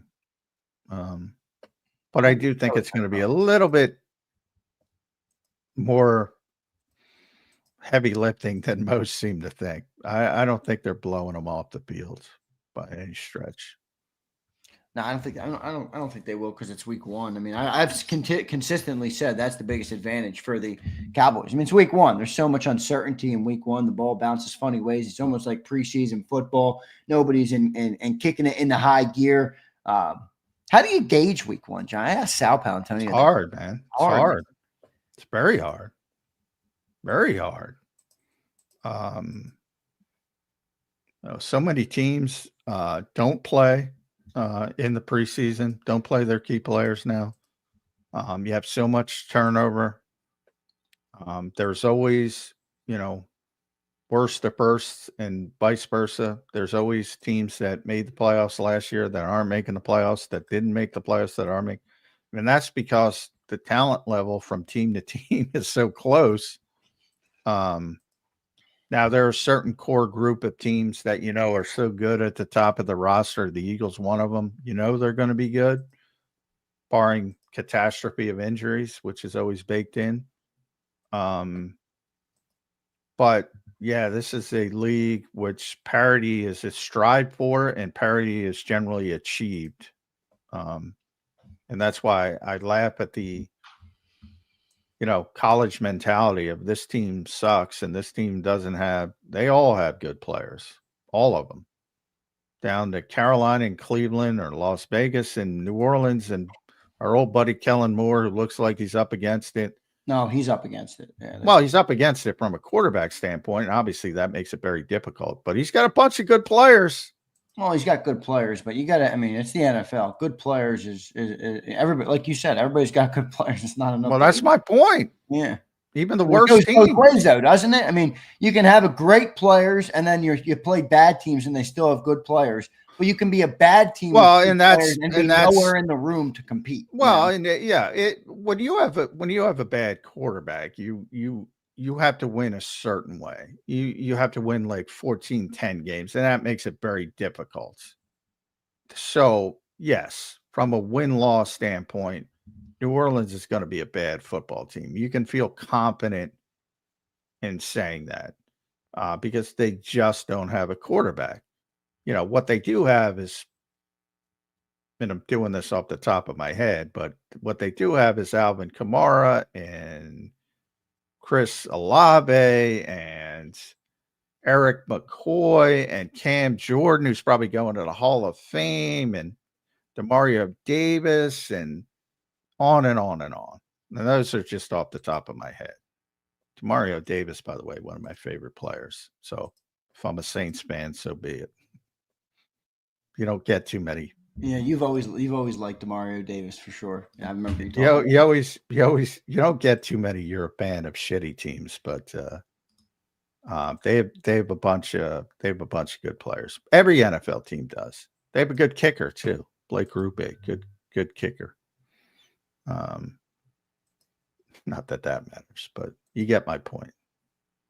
John, a couple minutes left here on the show on Birds 365, a game day edition of Birds 365. We'll be right back here in the morning at 8 a.m. after the game is over, and we will know whether the Birds are 1-0 or not. I think they're going to be 1-0, folks. Johnny Mack gave you his prediction, 28-20. I want to take some predictions from the chat. So put your predictions in the chat. I'll have Johnny Mack either roast you or not. Well, I'm going to roast you if you go 40-7. So no, but I am thinking it's going to be a significant win tonight, John. I have 31-17 Eagles win tonight. I know that sounds heavy, but I don't think the Cowboys offense is going to be able to hum like they're thinking with that run game. And I think the Eagles are going to be able to get some points and maybe some points late with Saquon Barkley, to go from 24 to 31. I got 31. Wow, two people put in 31-17 right after me. Holy moly. I got 31-17 for the game. That's what I was coming into. I got 28-20. Eagles win. Persevere and get to the next one. 28-20 is not bad. That would be – for our giveaway, John, that would qualify because I said if they get 20, I'll still do it. So it's technically 20.5 and under, and we'll do a giveaway. What do you think of the giveaways, by the way? Jalen, 275. You caught me off guard with 275. Then you said all purpose because I thought 275 was way high if it was just passing yards. But I feel like 270. Well, it largely went into my projection, with the chat that I projected Jalen Hurts gets back to an MVP level year this year. So I looked at what he did last year. I'm like, all right, if for him to have an MVP level year, he's going to have close to 4,500 total yards, not passing, total yards. And I think that puts him, right in that room, if I'm not mistaken. Yeah, I've said it pretty consistently, and I hope people listen. I think he's going to have a much better year than he had last year. Well, that was part of it as well. So 275, I think it's good. Let's get to some predictions here. G. Santa is 28-23. Thomas Farzetta, 34-24 Birds. I like that one. Is he related to Thomas Farzetta? Is that Farzetta? No, I asked him that too. I don't think he's related to Mark. No. All right. Prince says 24-7. Holy shit, Prince. 7 points for the Cowboys. That'd be a crazy defensive performance. Mad Bird says 27-17. That's interesting. 27-6. A lot of low scores for the Cowboys. That was my one reservation with my prediction was, that was a pretty high scoring week 1 game last year in Brazil. 34-29, I believe, was the final. So I didn't know. Maybe there would be a little bit more points just because of the sloppy nature of week 1 tonight. But turnovers. 43-27, that's a big one. 31-13, 24-20, 38-17. Some people, man, really thinking of a big win tonight. I do think the Eagles are much better than this team, though, John. I know they have good players, but I think the Eagles are going to handle business tonight. Well, clearly they're the better team. I don't think anybody is going to debate that. My concerns are, basically not doing anything in the summer, basically. And, that'll probably lead to some sloppy play. So maybe, whenever they play again, maybe it's a more definitive Eagles victory. If they're playing well, the Cowboys start playing poorly, especially, but, you'll probably have an uncharacteristic turnover that maybe gives them a short field, gives them an extra score, something like that. Yeah. But I do think they're going to win the game. I would be shocked if they didn't win the game. I wouldn't be Jesse Ventura shocked the world shocked, but I would be surprised that they lose the game. Yeah. By the way, Mark is my cousin. That's how I found your show. Love it, Thomas. There we go. Yeah, gotta be. There's not a lot of Barzettas out there, right? No. But I thought I asked him that before, Tom. I thought I asked you that before, Thomas. I guess I missed your response, but that's pretty dope, Thomas. Appreciate you being here, brother. We love Mark Farzetta. Great guy. Say hi to Mark. Yeah, I was thinking of getting Mark on actually, but I know he's got busy stuff with the games this weekend. Bruce Kessler says 31-21. Love it. All right, everybody. Good predictions all throughout. Did anybody pick the Cowboys? I don't think anybody. Cowboy. We don't have one Cowboy troll in there. We got Cowboys trolls. They've been in here all day. They don't think they're going to win. I missed it. Maybe I missed their prediction that the Cowboys. The Cowboys trolls don't think the Cowboys are going to win. No, they do. They're all despondent. Yeah.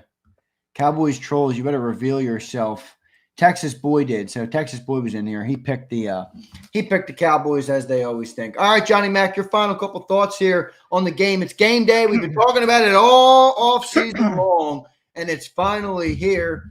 The 2025 Eagles season, the 2025 NFL season set to kick off. What, 10 hours from now? About 10 hours from now, Johnny Mac. Yeah, glad it's here. Glad we can start talking about what happens on the field instead of, speculating about what's happening off the field, and all the intangible stuff. So we're going to see. This will be the first inkling of how the Eagles are going to handle success versus, the idea of being the hunter versus the hunted, that kind of goofball nonsense. But we're going to see the first example of how they handle it. I do think they're going to be good. It's just a matter of how good. And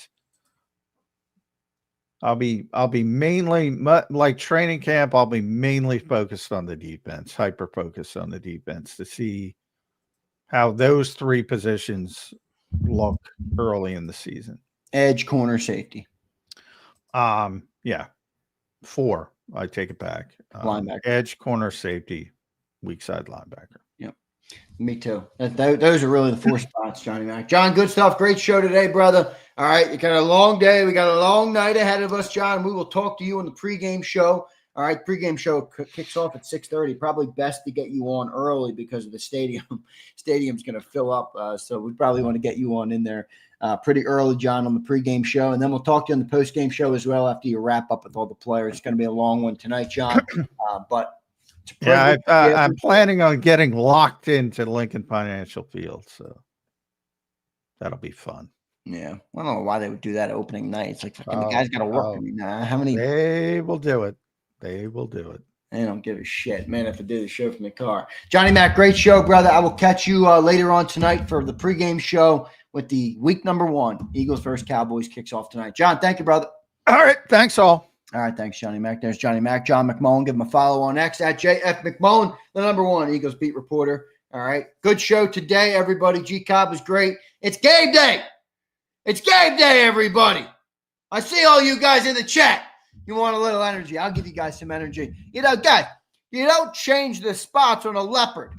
Did you think you were going to wake up week 1 of the 2025 season and all of a sudden John McMullen was going to be a hype man? John is consistent. He's steady Eddie. He's not going to change whether they win or lose, whether it's game day or Monday or Tuesday or Wednesday. He doesn't give a shit. All right? He doesn't give a shit, which is a good thing. There's pros and cons, as always, as there is to everything in life. All right, I will go to some members of the chat. I got some good topics to talk with you guys about today on Zander Time. I'm fired up, man. I'm ready to go. I'm super excited for the season to kick off. I think this Eagles team has a very good opportunity to be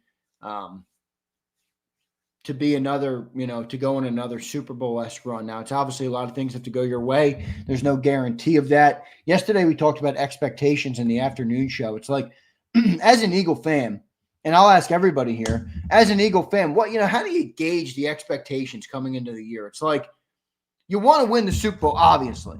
We all feel like we're good enough to go and win it again, obviously. But, like, what's the right expectation? How do you define success or failure this year for the team? Tom Brady, the greatest quarterback of all time, loses more than he wins in the end. It's just how it goes. So what is the expectations, man? What is the expectations for the team this year? I want them to be a contender. That's the way I put it. I want them to be one of the 5 teams that when the playoffs start, you say that team can win it all. There's always a couple teams that you can say that with. Not 10, not 14 that make the playoffs. There's always more of a few. So I want the Eagles to be in that conversation, and I think that would be a success. And then if the stars align, you go back there and have a chance to win it. All right. So that's my expectation for the team. KCA says repeat or bust. So if they lose in the title game, you're going to say it's a failed season. I mean, they didn't get to where they wanted to get to, but I don't think you can quantify that as a failure. All right. Fly Eagle says we can't know until we see the secondary in real action. I agree. Look, John was right. Those are the 4 spots to watch tonight. Edge, weak side linebacker, corner, and safety. I had Sal Paolantonio on. By the way, what an awesome moment for me. That was probably one of my biggest interviews, for me, just being able to talk to somebody who's been around the NFL, been on ESPN, obviously well-known in the sports world, Sal Paolantonio. Pretty cool moment for me last night, being able to interview him. Appreciative of Sal for coming on and doing that. But, he said biggest loss on this team, C.J. Gardner-Johnson. How do they replace C.J. Gardner-Johnson? So, I thought that was interesting from him because I remember when the Super Bowl ended last year and we had Sal on, he was like, I want them to keep Josh Sweat. You got to keep Josh Sweat. They didn't keep Josh Sweat. And then he kind of said, I take it back. I was wrong about Sweat. I think the biggest loss here is Gardner-Johnson, which I found to be pretty interesting. So, you do kind of lose a heartbeat. I know people have their thoughts on Gardner-Johnson, and he wasn't the easiest guy to deal with and all those things. But who emerges this year as that type of player? Not I'm not even talking about on the field. I'm talking about from a mentality standpoint, from an approach to the game, from an attitude. Who is that guy? I like a fucking attitude. Don't you like an attitude? I mean, we're playing football. We're not playing pickleball. We're playing football. You need a guy that can put a body on somebody. I don't know if it's Jihad, Brian. I don't know if Jihad's that guy. I don't know if Jihad's that guy. That's what I mean, Casey. You need a shit talker, man. You need a shit talker. Brian, that's not a bad one. Nolan. All right. See, Francis, I think me and you are on the same page here, Francis. He says, any season you compete for the conference championship is a success for me. I would agree with that, my friend. I would agree with that. For sure. All right. Eduardo says, you watching the game with the fam or what? Eduardo, I'm watching the game. I'll be in this studio. I got my TV right there. I got my iPad out for whatever game is faster, for notes, whatever things I got to take. I'll be watching it alone probably, dude. It's work for me, Eduardo. I love the games, don't get me wrong, but it is work for me. Like, if I got too many people around, I can't have the right notes I need. I can't get ready for the postgame show the way I got to get ready for the postgame show. I don't like to hear any. When the game is on, I don't want to hear anybody. I don't want to hear anybody talking to me. I don't want voices in my ears that aren't the commentator. I want to hear the game. I want to see the game. I want to consume the game. I want to be able to jot down what I think of the game. That's kind of what I do. I lock in, dude. I'm not looking to watch the game with anybody. It's not a celebratory moment for me. It's a grind moment, man. It's a grind, but it's a good grind. I love it. I don't complain about the grind. All right. Yeah, unless it's a Super Bowl, I want to watch the game alone. Yeah, I'm a loner watching it for sure. All right. JC don't talk shit. He just slaps you into submission. One of my favorite moments from the 2024 football season was Jalen Carter slapping the shit out of the guy on Pittsburgh. I thought that was amazing. I love that type of mentality. People want to say, hey, Jalen, don't do that. You're immature. And part of me says, hey, I agree to some extent. You got to be able to rein it in. You got to know when to do it and when to not do it. But also that kind of meanness, that approach is partly what makes Jalen Carter a good player. If you play mean, if you play angry, if you play hungry that way, that goes a long way for certain players. And I think you want to be careful with how much you mitigate that on Jalen Carter. Yeah, you want him to not take penalties and, be a detriment to the team in that regard. But you don't want to take that anger out of him. You don't want to take that meanness out of Jalen Carter. At least I don't think so. Andrew Hernandez says, Z, I'm buzzing, bro. Can't even focus at work. I love it, man. I love it. I'm buzzing too, man. All right, I'm buzzing too. He says, damn, Z, that's rough. I get it, but it's a different vibe. Yeah, no, I hear you, Eduardo. Look, if I didn't do this, Eduardo, if this wasn't my life and my business, I'd probably be watching it with people too, my friend. I'd probably be watching it with people too. But I love doing it. I love doing this. And Eduardo, you get it, man. I got to lock in, brother. I got money to make, a business to build, content to produce. All right. You get it. So it's different, a little bit of a different process for me, but I do love it. All right. Chip Season says exactly, Z, we need that from him. We do need that from Jalen Carter. That's right. He punched Mahomes as well. That was a good one. Flagel says, JC is shy, polite, and quiet till the lights come on. No doubt. There's no doubt about it. All right, everybody. I want to get into some of the things I wrote down that I wanted to talk to you guys about. Let me pull them up right now. See if we can talk about some of those things as we get into it.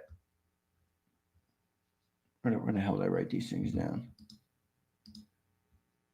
All right, just some fun things. I'm going to have a little fun here on a Zander Time edition of Birds 365. Let's go to some predictions, all right? Not game predictions. I already know that we're all predicting the Eagles to win the game. Who do you think scores the first touchdown tonight for the Philadelphia Eagles? Who scores the first touchdown of the season for the Philadelphia Eagles? I got kind of a bold, not bold, but I have kind of a guy that maybe not many people will say. Who do we think gets the first touchdown for the Eagles? Rich says Saquon. Farzetta says A.J. Brown. M. Reyes, Johnny Wilson. Izzy B, good one. Jalen Hurts.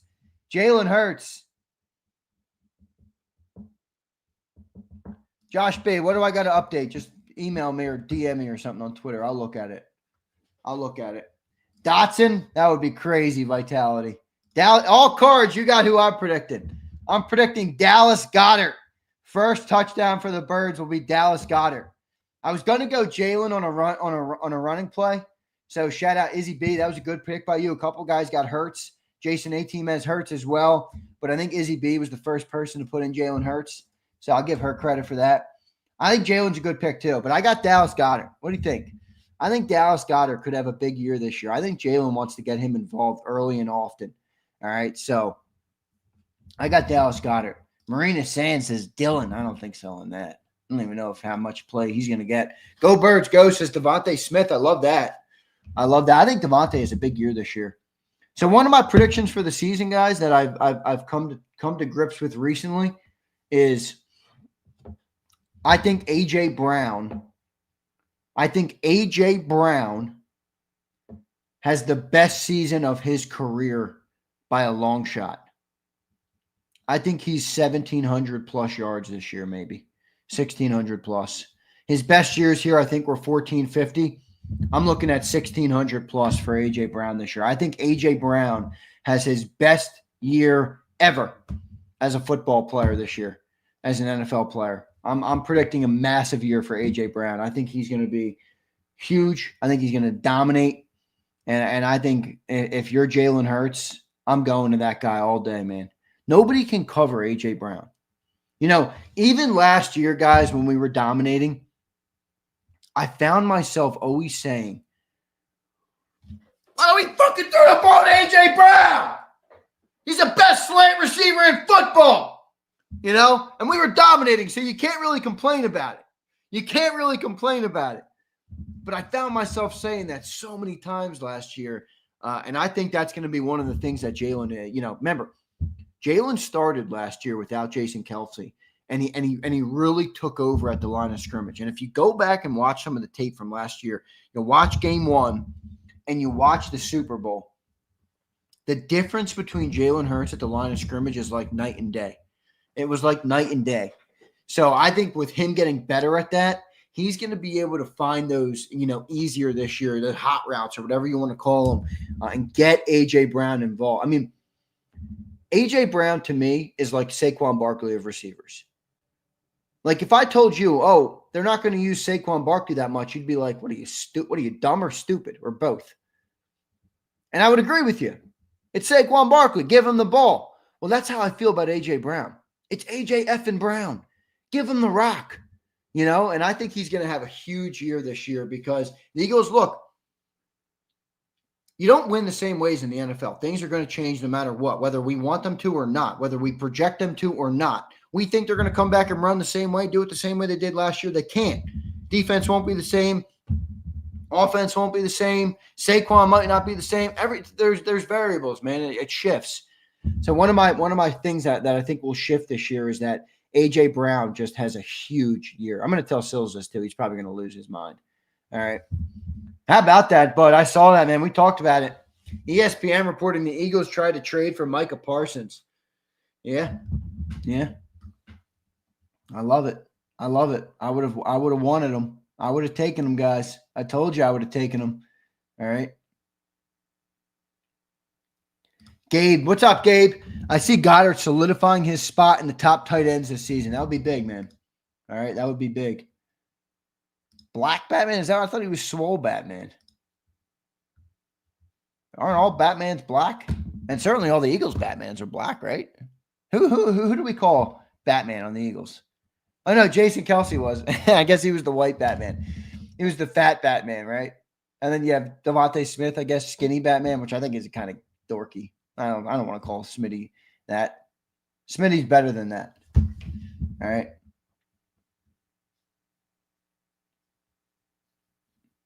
I was going to say, I thought they were all freaking black, but I guess Jason Kelce, no, he's not. Classic, though. Yeah, I didn't get it, Robert. I didn't understand what he was saying there, but I pulled it up anyway.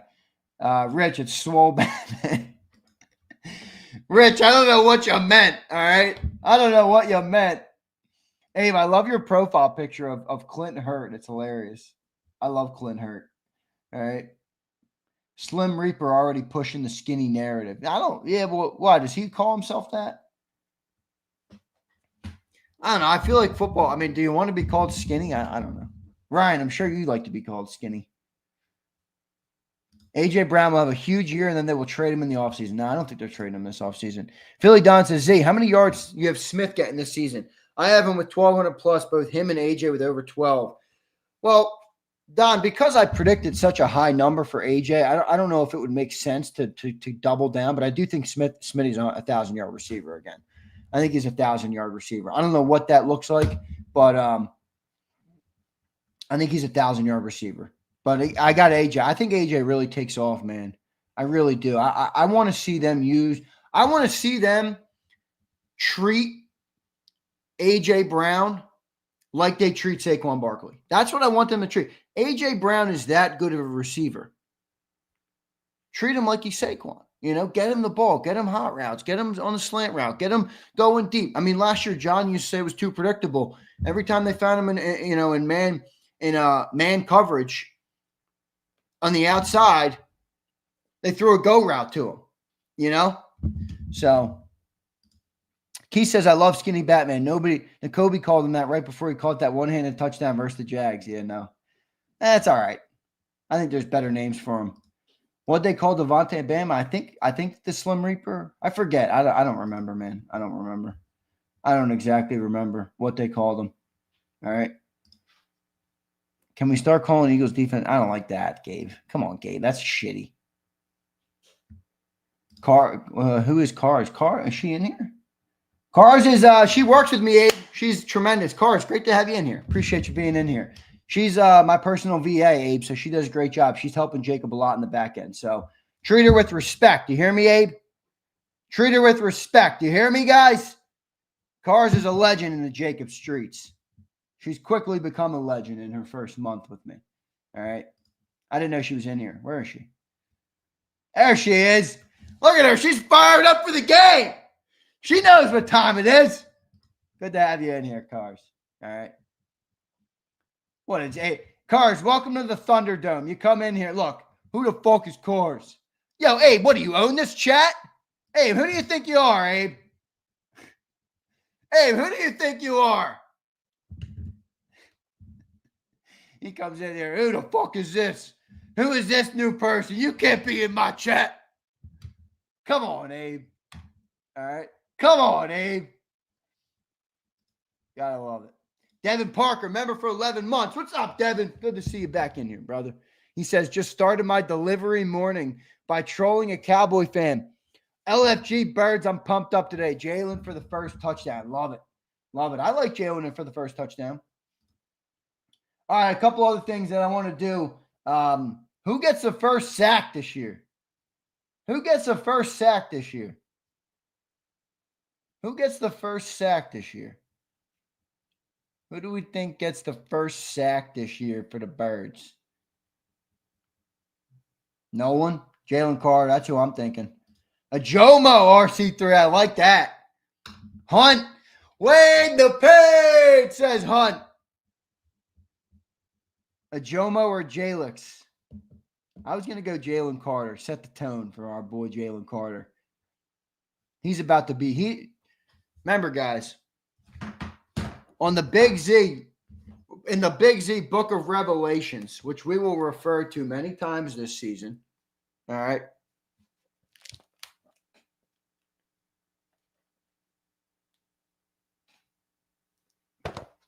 Jalen Carter and Zach Bond will be first team All-Pro. So I got Jalen Carter going first team All-Pro this year, guys. You got Jalen Carter first team All-Pro. That dude's going to eat. Now, he's also not like a – I mean, sacks are big, but he's a defensive tackle. You don't quantify their success on sacks. But I do think he's gonna break through on that Cowboys O-line. I don't think that Cowboys O-line is very good, guys. I mean, who do they got on the – do we have any Cowboy trolls still in here? Who do they got on the – Who do they got on the offensive line? I don't think they got a very good offensive line. They got like 3 dudes named Tyler. None of them are good. Now, John's like, Tyler Smith, he's really good. I'm like, all right. All right, John. I feel like John gasses up every player on every other team and just wants to, every player the Eagles have is like, meh. I'm like, all right, John. All right, Johnny Mac. All right, John.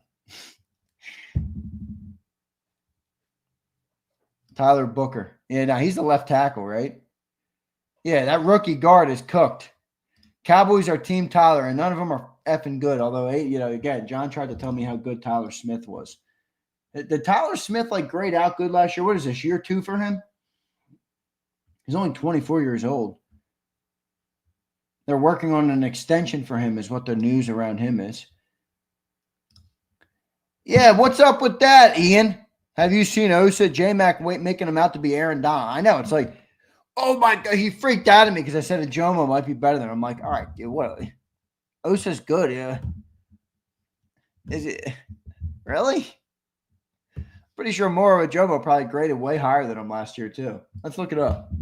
Now, smaller sample size. I get it. Not a perfect comparison. But let's go look at the player grades. Oh, I got to sign in on my PFF account.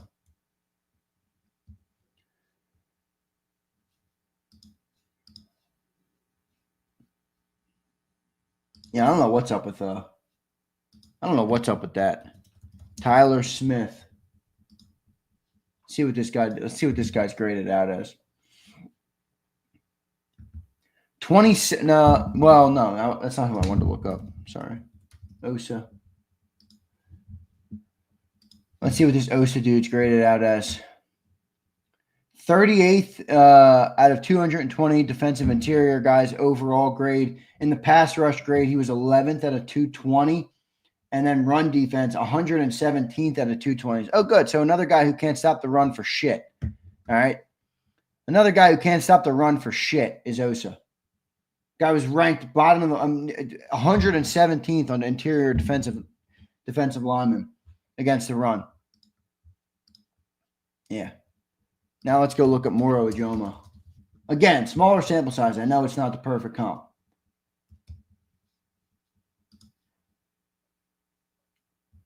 Overall, 39th out of 220. Pass rush, 5th out of 220. And run defense, 99th. So I'm pretty sure he beat him in every category. 38th, 39th. So they were basically right there from an overall grade. Moro was 5th in pass rush grade. Osa was 11th in pass rush grade. And run defense, Moro was 99th. Osa was 117th. All right, so a little better. Pretty close, pretty close. Ooh, interesting one here. Jihad for the first sack. Gotta love it. Dirty air flying in. My gate in Charlotte is loaded with Birds fans. What a dope thing to be going to the game. Eagles fans are going to be fired up tonight, man. I kind of hope the rain holds off, but I do like weather. I do like when weather impacts a game. I do. I've always loved that. Dirty air, what jersey you rocking tonight? I know you were picking between a couple. J-Mac loves PFF. Bring him the receipts. Yeah, I will, but you know he's going to hit me with, well, how many snaps can Moro play? Okay. Because snap count, he had Osa had the second most snaps of any interior defensive lineman. Moro had 388 snaps. Osa had 859. So you know John's going to take that and shove it with the snap count, which is fine. A.J. Brown, midnight stitched. Beautiful. Beautiful. Well, I predicted a big one for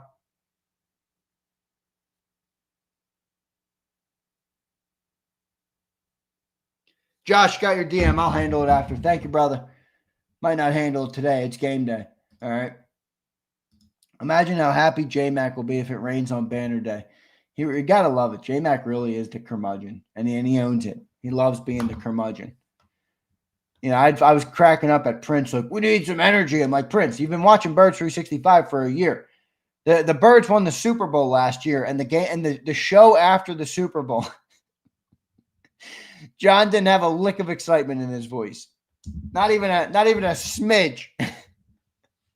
I got to do a Zander Krause show on days when we need hype. I got to have a dedicated show, all right, for a Zander Krause show on days when we need hype and excitement. Houston, what's up, brother? Thanks for becoming a member the other day, my man. Breaking news, Dallas just traded Dak Prescott for a lawnmower and a 5th-round pick, a hat, a cannoli, and a handshake from Jerry. # Go Birds. Love it, Houston. I don't know, Houston. I think Dak is a little underrated by Eagles fans. I'm not saying he's great. He's a playoff choker for sure. Can't win the big ones, but, you know, he can throw the ball well. He's a good regular season guy. So we'll see. We'll see what they could do. Houston, appreciate the super chat. Prince says that's terrible, Xander. I know, Prince, but it is what it is. And like I said, Prince, you can't change the stripes on a zebra. You don't change the prints on a leopard or whatever they say. You know, you don't teach an old dog new tricks, all right? John is by his nature just a vibe killer, Prince says. He was killing my vibe. He's not a hype guy, Prince. He's your informational guy. You know, he's your NFL insider. So, all right, everybody, I got to run. I got but contrary to belief, I got a shit ton of work to do. I'm going to be working all fucking day, and I'm excited about it. I love working. I love working my ass off. I love doing post-game shows till 2 a.m. and then waking up for an 8 a.m. edition of Birds 365. I'm not here to complain about it. You know, that was one of the funniest things. First 3 minutes of the show today. John goes, oh, you guys know how I hate the Thursday games. I'm like, all right, John, fucking game day. You have to start with that. But again, we all know that John is not going to John won't be changing his stripes, which is fine. The Broncos and all-pro pass rusher Nick Benito agreed to a 4-year extension. I need some of these tonight. You guys ever seen these things? I got an ad for them on Instagram. They're like these boom boom sticks, they're called. I used to call my dog Boom Boom, so I loved them. But they're like it's like a smelling salt. It's good, man. It's fire. Ian says, I'd swap jobs with J-Mac. Yeah, most people would. All right. Good morning. I need you to send me my Cooper Bowl cereal. I never ordered them, to be honest with you. I never ordered them. Boom Boom Stick? Yeah, that's what they're called, Bruce. I didn't make it up, dude. I just bought them. All right. Xander, don't do that, brother. Hey, what are you talking about? This thing is menthol, peppermint oil, grapefruit oil, lime peel oil, and orange peel. It's just a bunch of oils.